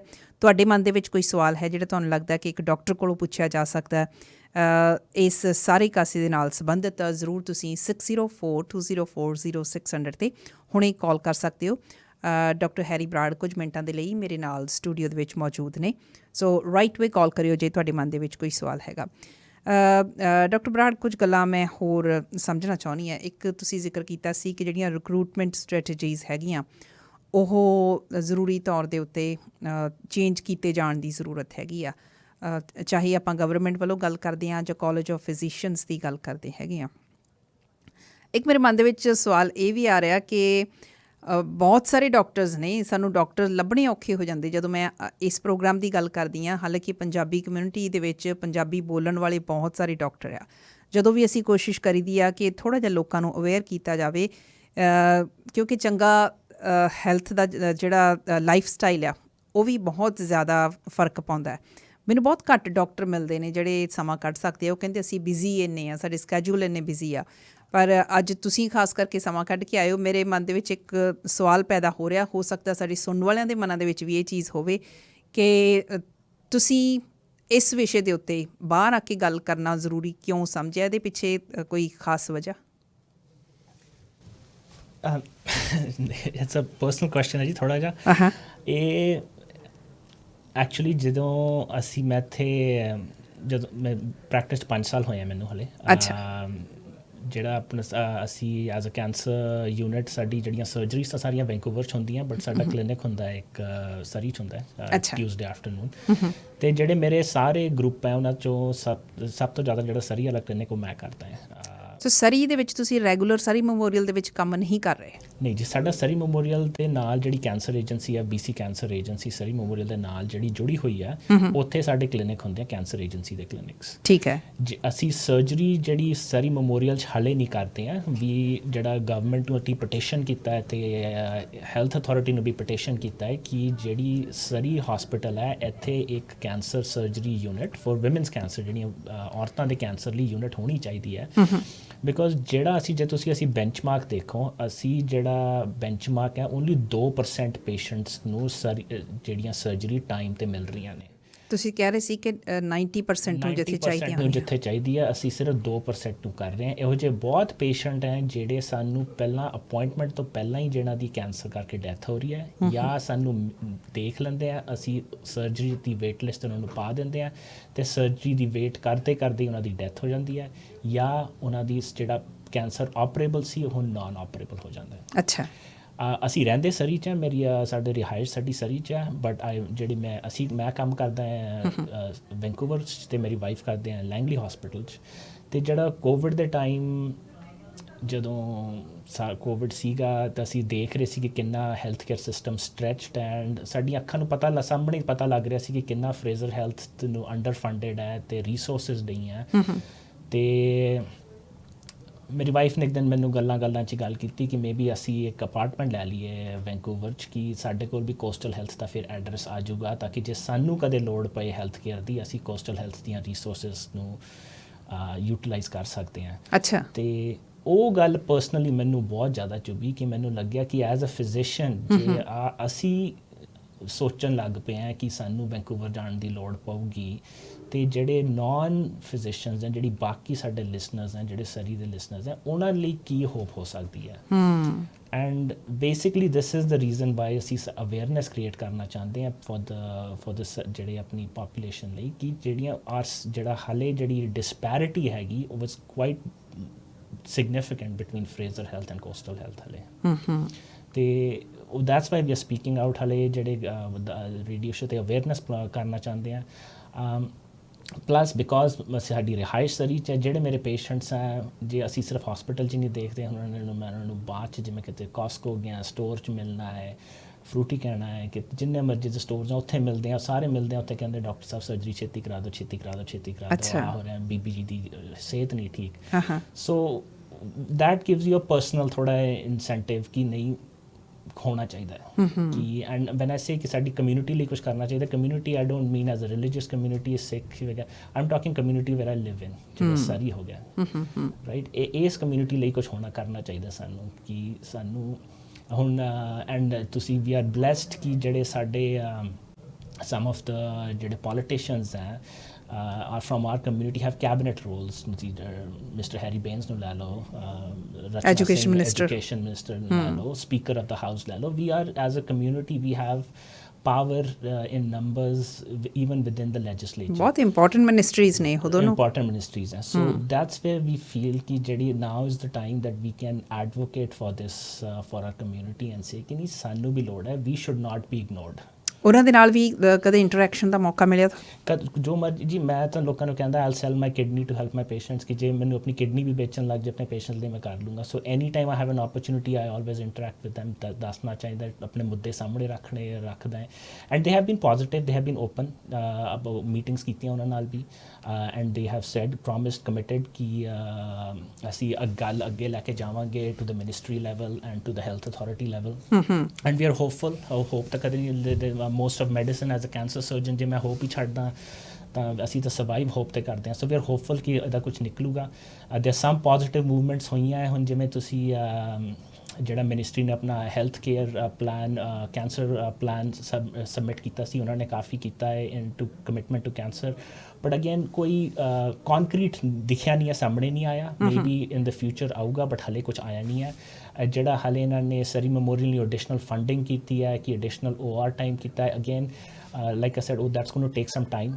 ਜਿਹੜਾ ਸੋ ਦੇਖਦੇ ਹਾਂ ਕਿਵੇਂ ਰਿਜ਼ਲਟਸ ਆਉਂਦੇ ਆ, ਕਿੱਥੇ ਆਊਗਾ। ਵੀ ਸਾਡੇ ਵੱਲੋਂ ਕੋਈ ਉਹ ਨਹੀਂ ਰਹੂਗੀ, ਘਾਟ ਨਹੀਂ ਰਹੂਗੀ। ਅਸੀਂ ਵੀ will keep advocating for our patients, and ਤੁਸੀਂ ਜਿਹੜਾ ਵੀ ਕੋਈ ਡਾਕਟਰ ਤੁਹਾਨੂੰ ਜੇ ਤੁਹਾਡੇ ਸ਼ੋਅ ਤੇ ਜਾਂ ਕੋਈ ਬਾਹਰ ਵੀ ਦੇਖ ਰਹੇ ਹੋ, ਜਿਹੜੇ ਹੁਣ ਸਮਰਸਰੀ ਮੈਮੋਰੀਅਲ ਦੇ ਡਾਕਟਰਸ ਦੇਖ ਰਹੇ ਹੋ, they are all advocating for the patients. ਉਹਨਾਂ ਨੂੰ ਪਤਾ ਹੈ ਕਿ ਜਿਹੜੀਆਂ ਪੇਸ਼ੈਂਟਸ ਦੀਆਂ ਨੀਡਸ ਆਰ ਸਫਰਿੰਗ। ਸੋ ਇਹ ਡਾਕਟਰ ਬਰਾੜ, ਇੱਕ ਗੱਲ ਮੈਂ ਹੋਰ ਤੁਹਾਡੇ ਨਾਲ ਸਾਂਝੀ ਕਰਨਾ ਚਾਹੁੰਦੀ ਹਾਂ ਕਿ ਜਦੋਂ ਇਹ ਡਾਕਟਰਸ ਵੱਲੋਂ ਇਹ ਗੱਲ ਆਉਣੀ ਸ਼ੁਰੂ ਹੋ ਗਈ ਹੈ ਨਾ, ਹੁਣ ਜਿਹੜੇ ਲੋਕ ਪਹਿਲਾਂ ਆਪਣੇ ਲੈਵਲ 'ਤੇ ਮਹਿਸੂਸ ਕਰਦੇ ਸੀ ਕਿ ਵੀ ਹਾਲਤ ਬਹੁਤ ਹੀ ਵਧੀਆ ਨਹੀਂ ਹੈਗੀ, ਉਹਨਾਂ ਦੇ ਮਨਾਂ ਦੇ ਵਿੱਚ ਥੋੜ੍ਹਾ ਇਸ ਚੀਜ਼ ਦਾ ਡਰ ਵੀ ਹੋ ਗਿਆ ਕਿ ਵੀ ਜੇ ਹੁਣ ਡਾਕਟਰ ਹੀ ਇਹ ਗੱਲ ਕਹਿਣ ਲੱਗ ਗਏ ਆ, ਫਿਰ ਤਾਂ ਸਿਸਟਮ ਬਿਲਕੁਲ ਹੀ ਕੋਲੈਪਸ ਹੋਣ ਜਾ ਰਿਹਾ ਹੈ। ਬਾਕੀ ਹੁਣ ਜਿਹੜੀਆਂ ਗੱਲਾਂ ਇੱਕ ਦੋ ਤੁਸੀਂ ਹੋਰ ਸਪਸ਼ਟ ਤੌਰ 'ਤੇ ਕਹੀਆਂ, ਵੈਸੇ ਬੇਸ਼ੱਕ ਹੋਰ ਡਾਕਟਰਸ ਵੀ ਕਹਿ ਰਹੇ ਹੈਗੇ ਆ ਕਿ ਇਹ ਐਡੀ ਛੇਤੀ ਸਾਰਾ ਕੁਝ ਠੀਕ ਨਹੀਂ ਹੋ ਸਕਦਾ, ਐਡੀ ਛੇਤੀ ਠੀਕ ਨਹੀਂ ਹੋ ਸਕਦਾ ਕਿ ਇੱਕਦਮ ਹੌਸਪੀਟਲ ਹੁਣ ਰਾਤੋਂ ਰਾਤ ਨਹੀਂ ਬਣ ਜਾਣਾ ਜਾਂ 6 ਮਹੀਨਿਆਂ ਦੇ ਵਿੱਚ ਹੌਸਪੀਟਲ ਨਹੀਂ ਬਣ ਜਾਣਾ। ਉਮੀਦ ਇਹੀ ਗੱਲ ਦੀ ਅਸੀਂ ਕਰਦੇ ਹਾਂ ਕਿ ਐਟਲੀਸਟ ਜਿਹੜੀਆਂ ਸੁਜੈਸ਼ਨਸ ਤੁਹਾਡੇ ਵੱਲੋਂ ਆ ਰਹੀਆਂ ਨੇ, ਡਾਕਟਰਸ ਵੱਲੋਂ ਆ ਰਹੀਆਂ ਨੇ, ਕਿ ਐਗਜ਼ਿਸਟਿੰਗ ਫੈਸਿਲਿਟੀਜ਼ ਜਿਹੜੀਆਂ ਆ ਉਹਨਾਂ ਨੂੰ ਐਕਸਪੈਂਡ ਕੀਤਾ ਜਾਵੇ, ਜਾਂ ਜਿਹੜੇ ਡਾਕਟਰ ਹੋਰ ਰਿਕਰੂਟ ਕਰਨ ਦਾ, ਹਾਇਰ ਕਰਨ ਦਾ ਸਿਸਟਮ ਆ, ਉਹਨੂੰ ਸੌਖਾ ਕੀਤਾ ਜਾ ਸਕੇ। ਹਾਂਜੀ, ਇਹ ਘੱਟੋ ਘੱਟ ਅਸੀਂ ਇਸ ਗੱਲ ਦੀ ਆਸ ਜ਼ਰੂਰ ਕਰਦੇ ਹਾਂ। ਇਸ ਤੋਂ ਇਲਾਵਾ ਤੁਹਾਨੂੰ ਲੱਗਦਾ ਕਿ ਹੋਰ ਜਿਹੜੇ ਸੋਲਿਊਸ਼ਨ ਆ ਕੋਈ ਸੁਝਾਏ ਜਾ ਸਕਦੇ ਆ, ਜਿਹੜੇ ਤੁਸੀਂ ਈਵਨ ਆਪਣੇ ਮਿਨਿਸਟਰਸ ਦੇ ਅੱਗੇ ਵੀ ਰੱਖੇ ਹੋਣਗੇ? ਨੀਅਰ ਫਿਊਚਰ ਦੇ ਵਿੱਚ ਕੋਈ ਇੱਦਾਂ ਦੀ ਲੱਗਦੀ ਆਸ ਕਿ ਵੀ ਡਾਕਟਰਸ ਨੂੰ ਹਾਇਰ ਕਰਨ ਦਾ ਜਿਹੜਾ ਸਿਸਟਮ ਆ ਉਹ ਆਪਣੇ ਚੇਂਜ ਹੋਣ ਜਾ ਰਿਹਾ? ਇਹ ਡਿਪੈਂਡ ਕਰਦਾ ਜੀ, ਹਾਲੇ ਇਹੋ ਜਿਹੀ ਕੋਈ ਗੱਲ ਤਾਂ ਆਈ ਨਹੀਂ ਆ ਸਾਹਮਣੇ। ਜਿਹੜਾ ਦੇਰ ਇਜ਼ ਸਮ ਜਿਹੜੇ ਕਾਲਜ ਦੇ ਸਾਹਮਣੇ, ਜਿਹੜਾ ਕਾਲਜ ਆਫ ਫਿਜ਼ੀਸ਼ੀਅਨਸ ਦੇ ਸਾਹਮਣੇ ਜਿਹੜਾ ਫਿਜ਼ੀਸ਼ੀਅਨ ਅਸਿਸਟੈਂਟ ਪ੍ਰੋਗਰਾਮ ਹੈ, that might provide some short term relief ਜੇ ਉਹ ਅਪਰੂਵ ਹੋ ਜੇ। ਹਾਲੇ ਅਪਰੂਵ ਨਹੀਂ ਹੋਇਆ। ਜਿਹੜਾ ਲਿਮਿਟਿਡ ਇੰਪਲੀਮੈਂਟੇਸ਼ਨ ਹੋਈ ਹੈ ਫਿਜ਼ੀਸ਼ੀਅਨ ਅਸਿਸਟੈਂਟ ਪ੍ਰੋਗਰਾਮ ਦੀ, ਜਿਹਦੇ 'ਚ ਹੈਲਥ ਅਥਾਰਟੀ ਦੇ ਅੰਡਰ ਉਹ ਕੰਮ ਕਰ ਸਕਦੇ ਆ, ਬਟ ਉਹਦੇ 'ਚ ਵੀ ਹਾਲੇ ਦੇਖਣ ਨੂੰ ਇਹੋ ਜਿਹਾ ਕੋਈ ਆਇਆ ਨਹੀਂ ਹੈ ਕਿ ਇਹ ਪੋਜੀਸ਼ਨਸ ਅਪਰੂਵ ਹੋ ਗਈਆਂ ਨੇ। ਅਗੇਨ ਜਿਹੜਾ ਅਸੀਂ ਕਹਿੰਦੇ ਨਾ ਬਿਊਰੋਕਰੇਸੀ ਨੇ ਆਪਣਾ ਟਾਈਮ ਲੈਣਾ ਹੈ। ਹੋਪਫੁਲੀ ਜਿਹੜੀ ਆ ਬਿਊਰੋਕਰੇਸੀ 'ਚ ਮੈਸੇਜ ਪੂਰਾ ਉਹ ਨਾ ਹੋ ਜੇ, ਲਾਸ ਨਾ ਹੋ ਜੇ, ਬਟ ਵੀ ਆਰ ਹੋਪਿੰਗ ਕਿ ਜਿਹੜਾ ਇਹਨਾਂ ਨੇ ਸਟੈਪਸ ਲਏ ਆ, ਜਿਹੜੀਆਂ ਇੰਪਲੀਮੈਂਟੇਸ਼ਨਸ ਛੇਤੀ ਤੋਂ ਛੇਤੀ ਇੰਪਲੀਮੈਂਟ ਹੋ ਜਾਣ। ਅੱਛਾ, ਇੱਕ ਗੱਲ ਹੋਰ ਦੱਸੋ। ਆਪਣੇ ਇੱਕ ਗੱਲ ਹੋਰ ਕਮਿਊਨਿਟੀ 'ਚ ਬਹੁਤ ਕੀਤੀ ਜਾਂਦੀ ਹੈ ਕਿ ਸਾਨੂੰ ਮਾੜੀ ਜਿਹੀ ਕੋਈ ਪ੍ਰੋਬਲਮ ਹੁੰਦੀ ਹੈ, ਅਸੀਂ ਐਮਰਜੈਂਸੀ ਚਲੇ ਜਾਂਦੇ ਹਾਂ, ਸਾਨੂੰ ਐਮਰਜੈਂਸੀ ਇਹਨਾਂ ਖਾਸ ਸਿਚੁਏਸ਼ਨਸ ਦੇ ਵਿੱਚ ਹੀ ਜਾਣਾ ਚਾਹੀਦਾ। ਸਾਡੇ ਕੋਲ ਹੋਰ ਔਨਲਾਈਨ ਹੈਲਪ ਵੀ ਅਵੇਲੇਬਲ ਹੈ, ਨਰਸ ਲਾਈਨ ਹੈਲਪ ਵੀ ਅਵੇਲੇਬਲ ਹੈ। ਪਰ ਹੈਰਾਨੀ ਦੀ ਗੱਲ ਇਹ ਹੈ ਕਿ ਜਦੋਂ ਬਹੁਤ ਕੋਈ ਸੀਰੀਅਸ ਚੀਜ਼ ਹੁੰਦੀ ਹੈ, ਮੈਂ ਆਪਣਾ ਹੀ ਤੁਹਾਡੇ ਨਾਲ ਤਜਰਬਾ ਸਾਂਝਾ ਕਰਦੀ ਹਾਂ, ਈਵਨ 911 ਜਦੋਂ ਅਸੀਂ ਕਾਲ ਕਰਦੇ ਹਾਂ, ਬਹੁਤ ਜ਼ਿਆਦਾ ਕੋਵਿਡ ਦੇ ਦੌਰਾਨ ਬਹੁਤ ਜ਼ਿਆਦਾ ਟੈਂਪਰੇਚਰ ਜਦੋਂ ਤੁਹਾਡੇ ਕਾਬੂ 'ਚ ਨਹੀਂ ਆ ਰਿਹਾ, ਨਰਸ ਲਾਈਨ ਨੂੰ ਕਾਲ ਕਰ ਰਹੇ ਹਾਂ, ਉੱਧਰ ਵੀ ਉਹ ਬਿਜ਼ੀ ਮਿਲ ਰਹੀਆਂ। 911 ਕਾਲ ਕੀਤੀ, ਉਹ 911 ਵਾਲਿਆਂ ਨੇ ਵੀ ਅੱਗੋਂ ਇਹ ਜਵਾਬ ਦਿੱਤਾ ਜਦੋਂ ਬੱਚੇ ਦੀ ਕੰਡੀਸ਼ਨ ਦੱਸੀ ਗਈ ਕਿ ਤੁਹਾਨੂੰ 3 ਘੰਟੇ ਇੰਤਜ਼ਾਰ ਕਰਨਾ ਪੈਣਾ। ਲੋਕ ਪੈਨਿਕ ਹੋ ਜਾਂਦੇ ਆ। ਲੋਕ ਸਰਵਿਸਿਜ਼ ਨੂੰ ਬਿਹਤਰ ਤਰੀਕੇ ਦੇ ਨਾਲ ਲੈ ਸਕਣ, ਜੇ ਥੋੜ੍ਹਾ ਜਿਹਾ ਤੁਸੀਂ ਉਹਦੇ ਬਾਰੇ ਵੀ ਟਿਪਸ ਦੇ ਸਕੋ, ਜਿਹੜੀਆਂ ਐਗਜ਼ਿਸਟਿੰਗ ਸਰਵਿਸਿਜ਼ ਆ, ਤਾਂ ਕਿ ਅਸੀਂ ਉਹਨਾਂ ਦਾ ਬੈਸਟ ਯੂਟੀਲਾਈਜ਼ ਕਰ ਸਕੀਏ। ਦੇਖੋ ਜੀ, ਦਿਸ ਇਜ਼ ਵੇ ਜਿਹੜਾ ਮੈਂ ਸਿਸਟਮ ਜਦੋਂ ਪ੍ਰੋਗਰਾਮ ਸ਼ੁਰੂ ਕੀਤਾ ਸੀ ਕਿ ਫੈਮਿਲੀ ਫਿਜ਼ੀਸ਼ੀਅਨ ਇਜ਼ ਦੀ, ਜਿਹੜਾ ਕਹਿ ਲਓ ਤੁਸੀਂ, guardian of the health care system, that is true. ਹਾਲੇ ਵੀ ਜਿਹੜਾ ਫੈਮਿਲੀ ਫਿਜ਼ੀਸ਼ੀਅਨ ਦੀ ਇੰਪੋਰਟੈਂਸ ਹੈਗੀ ਨਾ in the Canadian health care system is very important. And hopefully ਆ ਜਿਹੜੀ ਮੇਰੀ ਉਹ ਰਹੂਗੀ ਹੋਪ ਹੈ ਕਿ ਜਿਹੜਾ ਇਹਨਾਂ ਨੇ ਨਿਊ ਫੰਡਿੰਗ ਮਾਡਲ ਕੀਤਾ for the family physicians, and family physicians ਨੂੰ ਹਸਪੀਟਲਸ 'ਚੋਂ ਕੱਢ ਕੇ ਹੁਣ ਕਮਿਊਨਿਟੀਜ਼ ਵਾਪਸ ਲੈ ਕੇ ਆ ਰਹੇ ਆ, ਉਹਦੇ ਕਰਕੇ ਜਿਹੜੀਆਂ ਲੋਕਾਂ ਨੂੰ ਇਮੀਡੀਏਟ ਨੀਡਸ ਹੋਣੀਆਂ with the family doctor going and seeing the family doctor, ਇਹ ਬੈਟਰ ਹੋ ਜਾਊਗਾ, ਬੈਟਰ ਐਕਸੈਸ ਮਿਲੂਗਾ। ਆਈ ਥਿੰਕ ਦੂਜਾ ਐਜ਼ ਅ ਪ੍ਰੋਫੈਸ਼ਨ, ਜਿਹੜਾ ਅਸੀਂ ਕਈ ਕੋਵਿਡ ਦੇ ਟਾਈਮ ਲਿਮਿਟੇਸ਼ਨਸ ਲਾਈਆਂ ਸੀ, even in family in ambulatory care, ਕਿ ਫੋਨ 'ਤੇ ਹੋਣੀਆਂ ਐਂਡ ਇਨ ਪਰਸਨਸ ਨਹੀਂ ਹੋਣੀਆਂ। I think as a profession we have to also, ਉਹ ਹੁਣ ਜਦੋਂ ਕੋਵਿਡ 'ਤੇ ਅਸੀਂ ਨਿਕਲ ਰਹੇ ਹਾਂ, ਤੁਸੀਂ ਕਹਿ ਲਓ ਜੀ, ਅਸੀਂ ਇਸ ਫੇਜ਼ ਦੇ ਫੇਜ਼ ਦਾ ਜਿਹੜਾ ਦੌਰ ਹੈ ਕੋਵਿਡ ਦਾ, ਕਿ ਹੁਣ ਰਿਸਟ੍ਰਿਕਸ਼ਨਸ ਚੱਕੀਆਂ ਜਾ ਰਹੀਆਂ ਹੈ। I think those restrictions need to go also, ਕਿ ਜਿਹੜੀਆਂ family physicians need to start having in-person appointments. I think ਉਹ as a profession ਸਾਡੀ responsibility ਹੈ ਡਾਕਟਰਸ ਤੇ ਕਿ ਹੁਣ back to in-person appointments ਜਾਣੀਆਂ ਚਾਹੀਦੀਆਂ, so that ਕਿ ਜਿਹੜੇ patients ਨੂੰ, because ਜਿਹੜਾ confidence in-patient appointment ਚਾਹੁੰਦਾ ਹੈ ਨਾ for patient ਨੂੰ, ਉਹ virtual ਨਾਲ ਕਦੇ ਨਹੀਂ ਆਊਗਾ, ਨਾ online ਤੇ ਆਊਗਾ, ਨਾ phone ਤੇ ਆਊਗਾ, right? ਕਿਉਂਕਿ ਇੱਕ ਬੰਦੇ ਨੂੰ ਥੋੜਾ ਹੌਸਲਾ ਹੋ ਜਾਂਦਾ ਕਿ ਯਾਰ ਇਹਨੇ ਮੈਨੂੰ ਦੇਖਿਆ ਤਾਂ ਸਹੀ ਆ। ਕਈ ਦਫਾ ਅਸੀਂ ਹੱਥ ਫੜ ਕੇ ਨਬਜ਼ ਜਿਹੜੀ ਨਬਜ਼ ਚੈੱਕ ਕਰਨੀ ਹੁੰਦੀ ਹੈ ਉਹ ਅਸੀਂ ਨਬਜ਼ ਨਹੀਂ ਚੈੱਕ ਕਰ ਰਹੇ ਹੁੰਦੇ, ਪੇਸ਼ੈਂਟ ਨੂੰ ਹੌਸਲਾ ਦੇ ਰਹੇ ਹੁੰਦੇ ਆ ਕਿ ਮੈਂ ਤੈਨੂੰ ਆਈ ਕੇਅਰ ਅਬਾਊਟ ਯੂ, ਕਿ ਮੈਂ ਤੇਰਾ ਹੱਥ ਫੜਿਆ ਹੈ, ਕਿ ਅਸੀਂ ਤੁਹਾਨੂੰ ਹੁਣ ਜਿਹੜੇ ਮੇਰੇ ਪੇਸ਼ੈਂਟ ਜਦੋਂ ਮੈਂ ਸਰਜਰੀਜ਼ ਵੀ ਕਰਦਾ ਜਦੋਂ ਪੇਸ਼ੈਂਟ ਨੂੰ ਐਨਸਥੀਸੀਆ ਨੇ ਉਹਨੂੰ ਐਨਸਥੀਸਾਈਜ਼ ਕਰ ਰਹੇ ਹੁੰਦੇ ਆ, ਪੇਸ਼ੈਂਟ ਸੌਣ ਲੱਗਿਆ ਹੁੰਦਾ ਹੈ, ਮੈਂ ਹੱਥ ਫੜ ਲੈਂਦਾ ਉਹਨਾਂ ਨੂੰ ਪੇਸ਼ੈਂਟ ਦਾ, ਤਾਂ ਬਸ ਪੇਸ਼ੈਂਟ ਨੂੰ ਹੌਸਲਾ ਹੋ ਜਾਂਦਾ ਕਿ ਤਾਂ ਠੀਕ ਹੈ ਡਾਕਟਰ ਹੈ ਮੇਰੇ ਨਾਲ। ਸੋ ਜਿਹੜਾ ਉਹ ਇਨ ਪਰਸਨ ਦਾ ਜਿਹੜਾ ਉਹ ਪੋਜ਼ਿਟਿਵ ਇਫੈਕਟ ਹੈਗਾ ਪੇਸ਼ੈਂਟ ਤੇ, ਉਹ ਕਦੇ ਨਹੀਂ ਜਾਊਗਾ। So I think as a profession we have to start opening up ਕਿਸ ਕਿ ਇਨ ਪੇਸ਼ੈਂਟਸ ਵਧਾਉਣੀਆਂ ਪੈਣੀਆਂ। ਐਜ਼ ਫਾਰ ਐਜ਼ ਯੂਟੀਲਾਈਜੇਸ਼ਨਸ ਕਹੂੰਗਾ, ਮੈਂ ਕਦੇ ਵੀ ਤੁਹਾਡੇ ਲਿਸਨਰ ਨੂੰ ਨਹੀਂ ਕਹੂੰਗਾ ਕਿ ਜੇ ਇਹਨਾਂ ਨੂੰ ਲੱਗਦਾ ਇਹਨਾਂ ਨੂੰ 911 ਦੀ ਲੋੜ ਹੈ, ਪੱਕਾ ਤੁਸੀਂ ਯੂਟੀਲਾਈਜ਼ ਕਾਲ 911, ਬਿਕੋਜ਼ ਉਹ ਵੱਧ ਤੋਂ ਵੱਧ ਤੁਹਾਨੂੰ ਕਹਿ ਦੇਣਗੇ ਓਕੇ, ਤੁਹਾਨੂੰ ਐਟਲੀਸਟ ਟ੍ਰਿਆਜ ਤਾਂ ਕਰ ਲੈਣਗੇ ਕਿ ਦੇਖਣਗੇ ਕਿ ਓਕੇ ਤੁਹਾਡੇ ਆਹ ਸਿੰਪਟਮਸ ਹੈ, ਇਹ ਸਿੰਪਟਮਸ ਕਰਕੇ ਤੁਹਾਨੂੰ ਲੋੜ ਨਹੀਂ ਹੈ, ਜਾਂ ਕਹਿ ਦੇਣਗੇ ਤੁਹਾਨੂੰ ਕੋਈ ਆਲਟਰਨੇਟਿਵ ਦੇ ਦੇਣਗੇ ਕਿ ਡੀਹਾਈਡਰੇਸ਼ਨ ਕਰ ਲਓ ਜਾਂ ਡਾਕਟਰ ਕੋਲ ਚੱਲ ਜਾਓ ਜਾਂ ਐਮਰਜੈਂਸੀ ਰੂਮ ਚੱਲ ਜਾਓ। ਕਰੰਟਲੀ ਐਮਰਜੈਂਸੀ ਰੂਮ ਆਰ ਜਿਹੜੇ ਹੈਗੇ, ਜਿਹੜੇ ਅਸੀਂ ਕਹਿ ਰਹੇ ਹਾਂ ਓਵਰਵੈਲਮਡ ਹੈ ਬਿਕੋਜ਼ ਆਫ ਦ ਹਸਪੀਟਲਿਸਟ ਸ਼ਾਰਟੇਜ। ਅੱਜ ਕੱਲ੍ਹ ਪਰਸੋਂ ਥੋੜ੍ਹਾ ਜਿਹਾ ਸਟੈਟਿਸਟਿਕਸ ਦੇਖਿਆ ਸੀ, ਇੱਕ ਐਮਰਜੈਂਸੀ ਰੂਮ ਦਾ ਹੁੰਦਾ ਹੈ left without seeing, 11% of the ਜਿਹੜੇ ਪੇਸ਼ੈਂਟਸ ਜਾ ਰਹੇ ਐਮਰਜੈਂਸੀ ਰੂਮ 'ਚ ਵਿਦਆਊਟ ਈਵਨ ਡਾਕਟਰ ਨੂੰ ਦੇਖਤੇ ਬਿਨਾਂ ਹੀ ਪਹਿਲਾਂ ਹੀ ਵਾਪਸ ਜਾ ਰਹੇ ਆ ਬਿਕੋਜ਼ ਉਹ ਵੇਟ ਕਰਕੇ ਅੱਕ ਗਏ ਆ। Exactly. So hopefully that will improve as well ਜਦੋਂ, but ਉਹਦੇ 'ਚ ਥੋੜਾ long term solution ਹੈ, again funding, it all comes down to funding again। ਇੱਕ ਥੋੜ੍ਹੀ ਜਿਹੀ ਹੋਰ ਚੀਜ਼ ਜਾਣਨਾ ਚਾਹੁੰਦੀ ਹਾਂ, ਸਿੰਸ ਤੁਸੀਂ ਇੱਥੇ ਹੈਗੇ ਹੋ, ਮੈਨੂੰ ਲੱਗਦਾ ਕਿ ਲਾਲਚ ਹੋ ਰਿਹਾ ਮੈਨੂੰ ਤੁਹਾਡਾ। ਤੁਸੀਂ ਵਾਰ-ਵਾਰ ਇਸ ਗੱਲ 'ਤੇ ਜ਼ੋਰ ਦਿੱਤਾ ਕਿ ਜਿਹੜੇ ਫੈਮਿਲੀ ਫਿਜ਼ੀਸ਼ੀਅਨ ਆ ਉਹਨਾਂ ਦੀ ਬਹੁਤ ਜ਼ਿਆਦਾ ਇੰਪੋਰਟੈਂਸ ਆ, ਪਰ ਬਹੁਤ ਸਾਰੇ ਜਿਹੜੇ ਲੋਕ ਆ ਉਹ ਫੈਮਿਲੀ ਫਿਜ਼ੀਸ਼ੀਅਨਸ ਤੋਂ ਵੀ ਖੁਸ਼ ਨਹੀਂ ਹੈਗੇ। ਉਹਨਾਂ ਨੂੰ ਇਹ ਲੱਗਦਾ ਕਿ, ਮੈਂ ਪਹਿਲਾਂ ਵੀ ਥੋੜ੍ਹਾ ਜਿਹਾ ਜ਼ਿਕਰ ਕੀਤਾ, ਕਿ ਉਹ ਤੁਹਾਨੂੰ ਵੱਧ ਤੋਂ ਵੱਧ ਦਰਦ ਨਿਵਾਰਨ ਦੀ ਦਵਾਈ ਦੇ ਦੇਣਗੇ, ਉਸ ਤੋਂ ਬਾਅਦ ਤੁਹਾਡੀ ਅਪੁਆਇੰਟਮੈਂਟ ਬਣਾ ਦੇਣਗੇ, ਤੁਸੀਂ ਅਗੇਨ ਉਹ ਵੇਟਿੰਗ ਵਾਲੇ ਸਿਸਟਮ ਦੇ ਵਿੱਚ ਜਾ ਵੜਦੇ ਹੋ, 6 ਮਹੀਨੇ ਸਾਲ ਪਤਾ ਨਹੀਂ ਕਿੰਨਾ ਇੰਤਜ਼ਾਰ ਕਰਨਾ ਪਏ। ਸੋ ਫੈਮਿਲੀ ਫਿਜ਼ੀਸ਼ੀਅਨਸ ਤੋਂ ਜਿਹੜੇ ਲੋਕ ਇਸ ਗੱਲ ਤੋਂ ਤੰਗ ਆ ਕਿ ਸਾਡੀ ਸੁਣਵਾਈ ਨਹੀਂ ਹੋ ਰਹੀ, ਸਾਨੂੰ ਇਹ ਕਿਹਾ ਜਾ ਰਿਹਾ ਵੀ ਇੱਕੋ ਪ੍ਰੋਬਲਮ ਤੁਸੀਂ ਦੱਸਣੀ ਆ, 1 ਜਾਂ 2, ਉਸ ਤੋਂ ਵੱਧ ਅਸੀਂ ਸੁਣਨੀ ਨਹੀਂ ਹੈਗੀ। ਹੁਣ ਮਰੀਜ਼ ਜਿਹੜਾ ਆ ਉਹਦੇ ਕੋਲ ਉਸ ਵੇਲੇ ਕੋਈ ਆਪਸ਼ਨ ਵੀ ਨਹੀਂ ਹੈਗੀ, ਇਹਦੇ ਬਾਰੇ ਤੁਹਾਡਾ ਕੀ ਕਮੈਂਟ ਹੈ?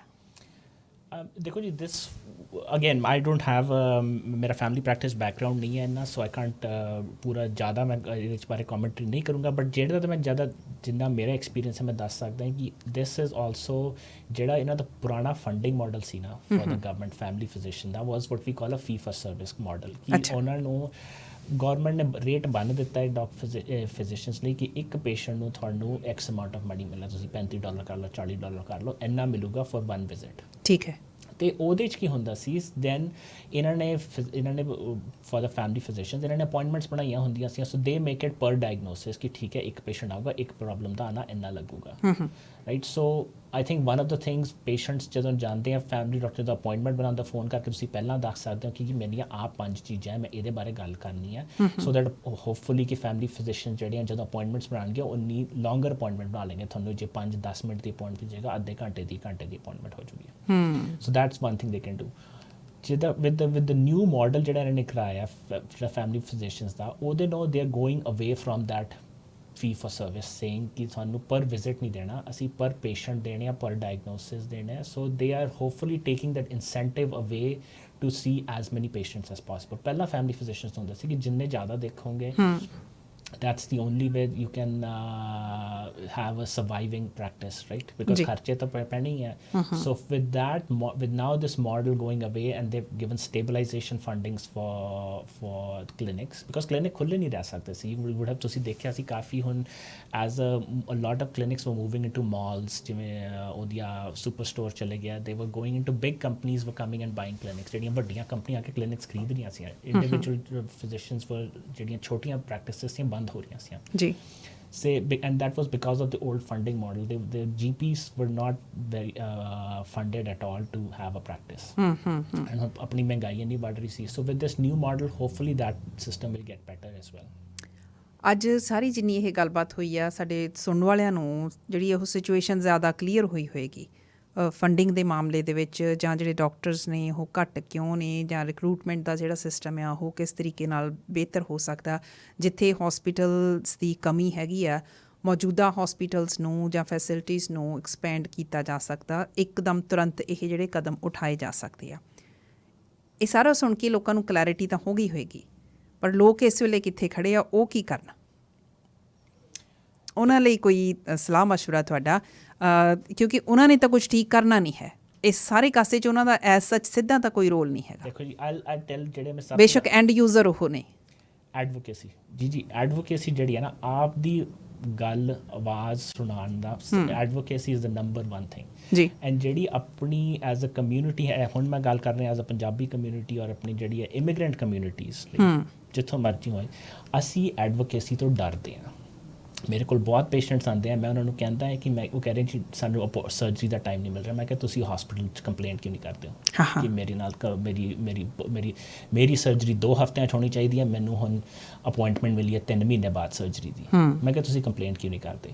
ਕਹਿੰਦੇ ਜੀ ਅਸੀਂ ਡਾਕਟਰ ਸਾਹਿਬ ਅਸੀਂ ਡਰਦੇ ਹਾਂ ਕਿ ਕੋਈ ਸਾਡੇ ਖਿਲਾਫ ਨਾ ਕੋਈ ਸਾਨੂੰ, ਫਿਰ ਤਾਂ ਬਿਲਕੁਲ ਸਾਡੀ ਟੇਕ ਕੇਅਰ ਨਹੀਂ ਹੋਊਗੀ ਜਾਂ ਸਾਡੇ ਤੋਂ ਗੁੱਸੇ ਹੋ ਜਾਣਗੇ, ਸਾਡੀਆਂ ਅਪੁਆਇੰਟਮੈਂਟ ਟਾਈਮਸ ਮਿਲ ਗਏ। ਮੈਂ ਕਿਹਾ ਇਹੋ ਜਿਹੀ ਕੋਈ ਗੱਲ ਨਹੀਂ ਹੈ, ਰਾਈਟ। ਜਿਹੜੀ ਨੰਬਰ 1 ਥਿੰਗ ਹੈ advocacy, we have to understand ਕਿ ਇੱਥੇ ਇਸ ਮੁਲਕਾਂ 'ਚ ਤੁਹਾਡੇ ਤੋਂ ਜ਼ਿਆਦਾ ਵੱਡਾ ਤੁਹਾਡਾ ਕੋਈ ਹੋਰ ਐਡਵੋਕੇਟ ਨਹੀਂ ਹੋਊਗਾ, ਰਾਈਟ। ਜਿੰਨਾ ਤੁਸੀਂ ਐਡਵੋਕੇਟ ਕਰੋਗੇ, ਤੁਸੀਂ ਐਡਵੋਕੇਟ ਕਰੋ van your the physicians office ਕਿ ਮੈਨੂੰ ਆ ਚਾਹੀਦੇ ਆ, ਦਿਸ ਇਜ਼ ਪ੍ਰੋਐਕਟਿਵ ਜਿਹਨੂੰ ਕਹਿ ਸਕਦੇ ਹਾਂ, ਠੀਕ ਹੈ। ਹਾਲੇ ਸਾਡਾ ਸਿਸਟਮ ਇਜ਼ ਰਿਐਕਟਿਵ ਸਿਸਟਮ। ਜਦੋਂ ਗੱਲ ਹੋਊਗੀ ਉਹਦੇ ਬਾਅਦ ਅਸੀਂ ਦੇਖਦੇ ਜਾਂਦੇ ਹਾਂ, ਪ੍ਰੋਐਕਟਿਵਲੀ ਕਰੋ, ਠੀਕ ਹੈ। ਦੀ ਅਦਰ ਥਿੰਗ ਫਿਜ਼ੀਸ਼ੀਅਨਸ, ਜਿਹੜਾ ਮੈਂ ਸਾਰੇ ਪੇਸ਼ੈਂਟਸ ਨੂੰ ਕਹਿੰਦਾ ਤੁਹਾਨੂੰ ਸਾਲ 2 ਜਾਂ 3 ਵਾਰੀ GP ਨਾਲ ਅਪੁਆਇੰਟਮੈਂਟ ਬਣਾਉਣੀ ਚਾਹੀਦੀ ਹੈ ਫॉर ਪ੍ਰੀਵੈਂਟਿਵ ਕੇਅਰ। ਬਿਲਕੁਲ। ਅਸੀਂ ਜਾਂਦੇ ਹਾਂ GPs ਐਂਡ ਡਾਕਟਰ ਕੋਲ ਜਦੋਂ ਆਲਰੇਡੀ ਕੁਝ ਹੋ ਗਿਆ ਕਿ ਸਾਨੂੰ ਦੁੱਖ ਰਿਹਾ, ਆ ਹੋ ਗਿਆ। ਪ੍ਰੀਵੈਂਟਿਵ ਕੇਅਰ ਦੀਆਂ ਬਹੁਤ ਘੱਟ ਅਪੁਆਇੰਟਮੈਂਟਸ ਹੁੰਦੀਆਂ। ਅਸੀਂ ਤਾਂ ਕਈ ਵਾਰ ਬੜਾ ਇਸ ਚੀਜ਼ ਨੂੰ ਫਖਰ ਦੇ ਨਾਲ ਕਹਿੰਦੇ ਹਾਂ, ਅਸੀਂ ਜੀ ਡਾਕਟਰ ਕੋਲ ਨਹੀਂ ਗਏ, ਕਿੰਨੇ ਸਾਲ ਹੀ ਹੋ ਗਏ ਸਾਨੂੰ। ਐਗਜ਼ੈਕਟਲੀ, ਉਹ ਕੋਈ ਚੰਗੀ ਗੱਲ ਨਹੀਂ ਹੈ। ਪ੍ਰੀਵੈਂਟਿਵ ਕੇਅਰ ਮਤਲਬ ਤੁਹਾਡੇ ਕੋਲ ਡਾਕਟਰ 'ਚ 2 ਜਾਂ 3 ਅਪੁਆਇੰਟਮੈਂਟ ਸਾਲ ਦੀਆਂ ਹੋਣੀਆਂ ਚਾਹੀਦੀਆਂ ਜਸਟ ਫॉर ਪ੍ਰੀਵੈਂਟਿਵ ਕੇਅਰ, ਦੇਖਣ ਲਈ ਕਿ ਮੇਰੀਆਂ ਸਾਰੀਆਂ ਵੈਕਸੀਨਸ ਅਪ ਟੂ ਡੇਟ ਹੈ, ਮੇਰੇ ਜੇ ਔਰਤਾਂ ਲਈ ਮੈਂ ਕਹਿੰਦਾ ਮੇਰਾ ਪੈਪਸਮੀਅਰ ਅਪ ਟੂ ਡੇਟ ਹੈ, ਮੈਮੋਗ੍ਰਾਮਸ ਅਪ ਟੂ ਡੇਟ ਹੈ, colon cancer screening, right. As a cancer surgeon ਮੈਂ ਤਾਂ ਲੋਕਾਂ ਨੂੰ ਕਹਿੰਦਾ ਜੇ ਮੈਂ if I can put myself out of business I am doing a very good job, ਠੀਕ ਹੈ। ਮੈਂ ਤਾਂ ਲੋਕਾਂ ਨੂੰ ਕਹਿੰਦਾ ਕਿ ਯਾਰ ਤੁਸੀਂ ਮੇਰਾ ਕਾਰਡ ਨਾ ਲਓ, ਮੈਨੂੰ ਆਈ ਹੋਪ ਤੁਹਾਨੂੰ ਮੇਰੀ ਕਦੇ ਲੋੜ ਨਾ ਪਏ, ਬਟ ਜੇ ਲੋੜ ਪਈ ਹੈ I am here for you. But ਉੱਥੇ preventive care comes into play, right, ਕਿ ਤੁਸੀਂ ਆਪਣੀਆਂ ਸਕਰੀਨਿੰਗ ਕਰਾ ਰਹੇ ਹੋ, ਤੁਸੀਂ ਆਪਣੇ ਪੈਪਸਮੀਅਰਸ ਕਰਾ ਰਹੇ ਹੋ, ਮੈਮੋਗ੍ਰਾਮਸ ਕਰਾ ਰਹੇ ਹੋ, ਕੋਲਨ ਕੈਂਸਰ ਸਕਰੀਨਿੰਗ ਹੋ ਰਹੀ ਹੈ ਜਿਹੜੀਆਂ, ਉੱਥੇ people have to be more advocate. ਉਹ ਦੈਟ ਨੋਬਡੀ ਕੈਨ, ਕੋਈ ਡਾਕਟਰ ਤੁਹਾਨੂੰ ਕਹੂਗਾ ਨਹੀਂ, that way you have to take and ਕਿ ਮੈਨੂੰ ਆ ਚਾਹੀਦੀਆਂ, ਠੀਕ ਹੈ। ਆਪਣੇ ਬੱਚਿਆਂ ਦੀ ਦੇਖੋ, ਬਜ਼ੁਰਗਾਂ ਦੀ ਦੇਖੋ, ਰਾਈਟ, ਉਹਨਾਂ ਦੀਆਂ ਬਾਕੀ ਜਿਹੜੀਆਂ ਵੈਕਸੀਨਸ ਹੁੰਦੀਆਂ ਬਜ਼ੁਰਗਾਂ ਲਈ, ਹੋਰ ਵੈਕਸੀਨਸ ਹੁੰਦੀਆਂ, ਉਹ ਅਪ ਟੂ ਡੇਟ ਹੈ ਕਿ ਨਹੀਂ। ਐਂਡ ਫਿਰ ਵੀ ਜੇ ਤੁਹਾਨੂੰ ਹੁਣ ਅਪੁਆਇੰਟਮੈਂਟ ਦੀਆਂ ਟਾਈਮ ਮਿਲ ਰਹੀਆਂ, ਜੇ ਤੁਹਾਨੂੰ CT ਦੀ ਚਾਹੀਦੀ ਆ, MRI ਚੱਲ ਰਹੀ ਆ, ਅਪੁਆਇੰਟਮੈਂਟ ਨਹੀਂ ਮਿਲ ਰਹੀਆਂ, ਐਡਵੋਕੇਟ ਹਸਪੀਟਲ ਨੂੰ ਕੰਪਲੇਂਟ ਕਰੋ। Every hospital has a quality office. ਅੱਛਾ। ਪੇਸ਼ੈਂਟ ਕੇਅਰ ਕੁਆਲਿਟੀ ਆਫਿਸ ਹਰ ਇੱਕ ਹਸਪੀਟਲ 'ਚ ਹੈ, ਸਾਨੂੰ ਪਤਾ ਹੀ ਨਹੀਂ ਇਸ ਚੀਜ਼ ਦਾ, ਰਾਈਟ। PC ਕੈਂਸਰ ਏਜੰਸੀਜ਼ ਹੈ, ਸਰੀ ਮੈਮੋਰੀਅਲ 'ਚ ਹੈ, ਵੈਂਕੂਵਰ ਜਨਰਲ 'ਚ ਹੈ, ਹਰ ਇੱਕ ਜਗ੍ਹਾ 'ਤੇ ਕੁਆਲਿਟੀ ਆਫਿਸ ਹੁੰਦਾ। ਤੁਸੀਂ ਉਹਨਾਂ ਨੂੰ ਰਿਪੋਰਟ ਕਰ ਸਕਦੇ ਹੋ ਕਿ ਸਾਨੂੰ ਆਹ ਟਾਈਮ 'ਤੇ ਨਹੀਂ ਮਿਲ ਰਹੀ ਹੈ, ਸਾਨੂੰ 6 ਮਹੀਨੇ ਹੋ ਗਏ, ਅਸੀਂ been waiting for a CT scan, ਕਿਉਂ? ਬਹੁਤ ਵਧੀਆ ਤੁਸੀਂ ਗੱਲ ਕੀਤੀ ਹੈ ਕਿ ਅਸੀਂ ਰਿਐਕਟਿਵ ਜ਼ਰੂਰ ਹੈਗੇ ਹਾਂ। ਅਸੀਂ ਜਦੋਂ ਕੁਝ ਹੋ ਜਾਂਦਾ ਉਸ ਤੋਂ ਬਾਅਦ ਦੇਖਦੇ ਹਾਂ ਵੀ ਇਹ ਸਾਡੇ ਨਾਲ ਕੀ ਹੋ ਗਿਆ, ਪ੍ਰੋਐਕਟਿਵ ਅਸੀਂ ਨਹੀਂ ਹੈਗੇ।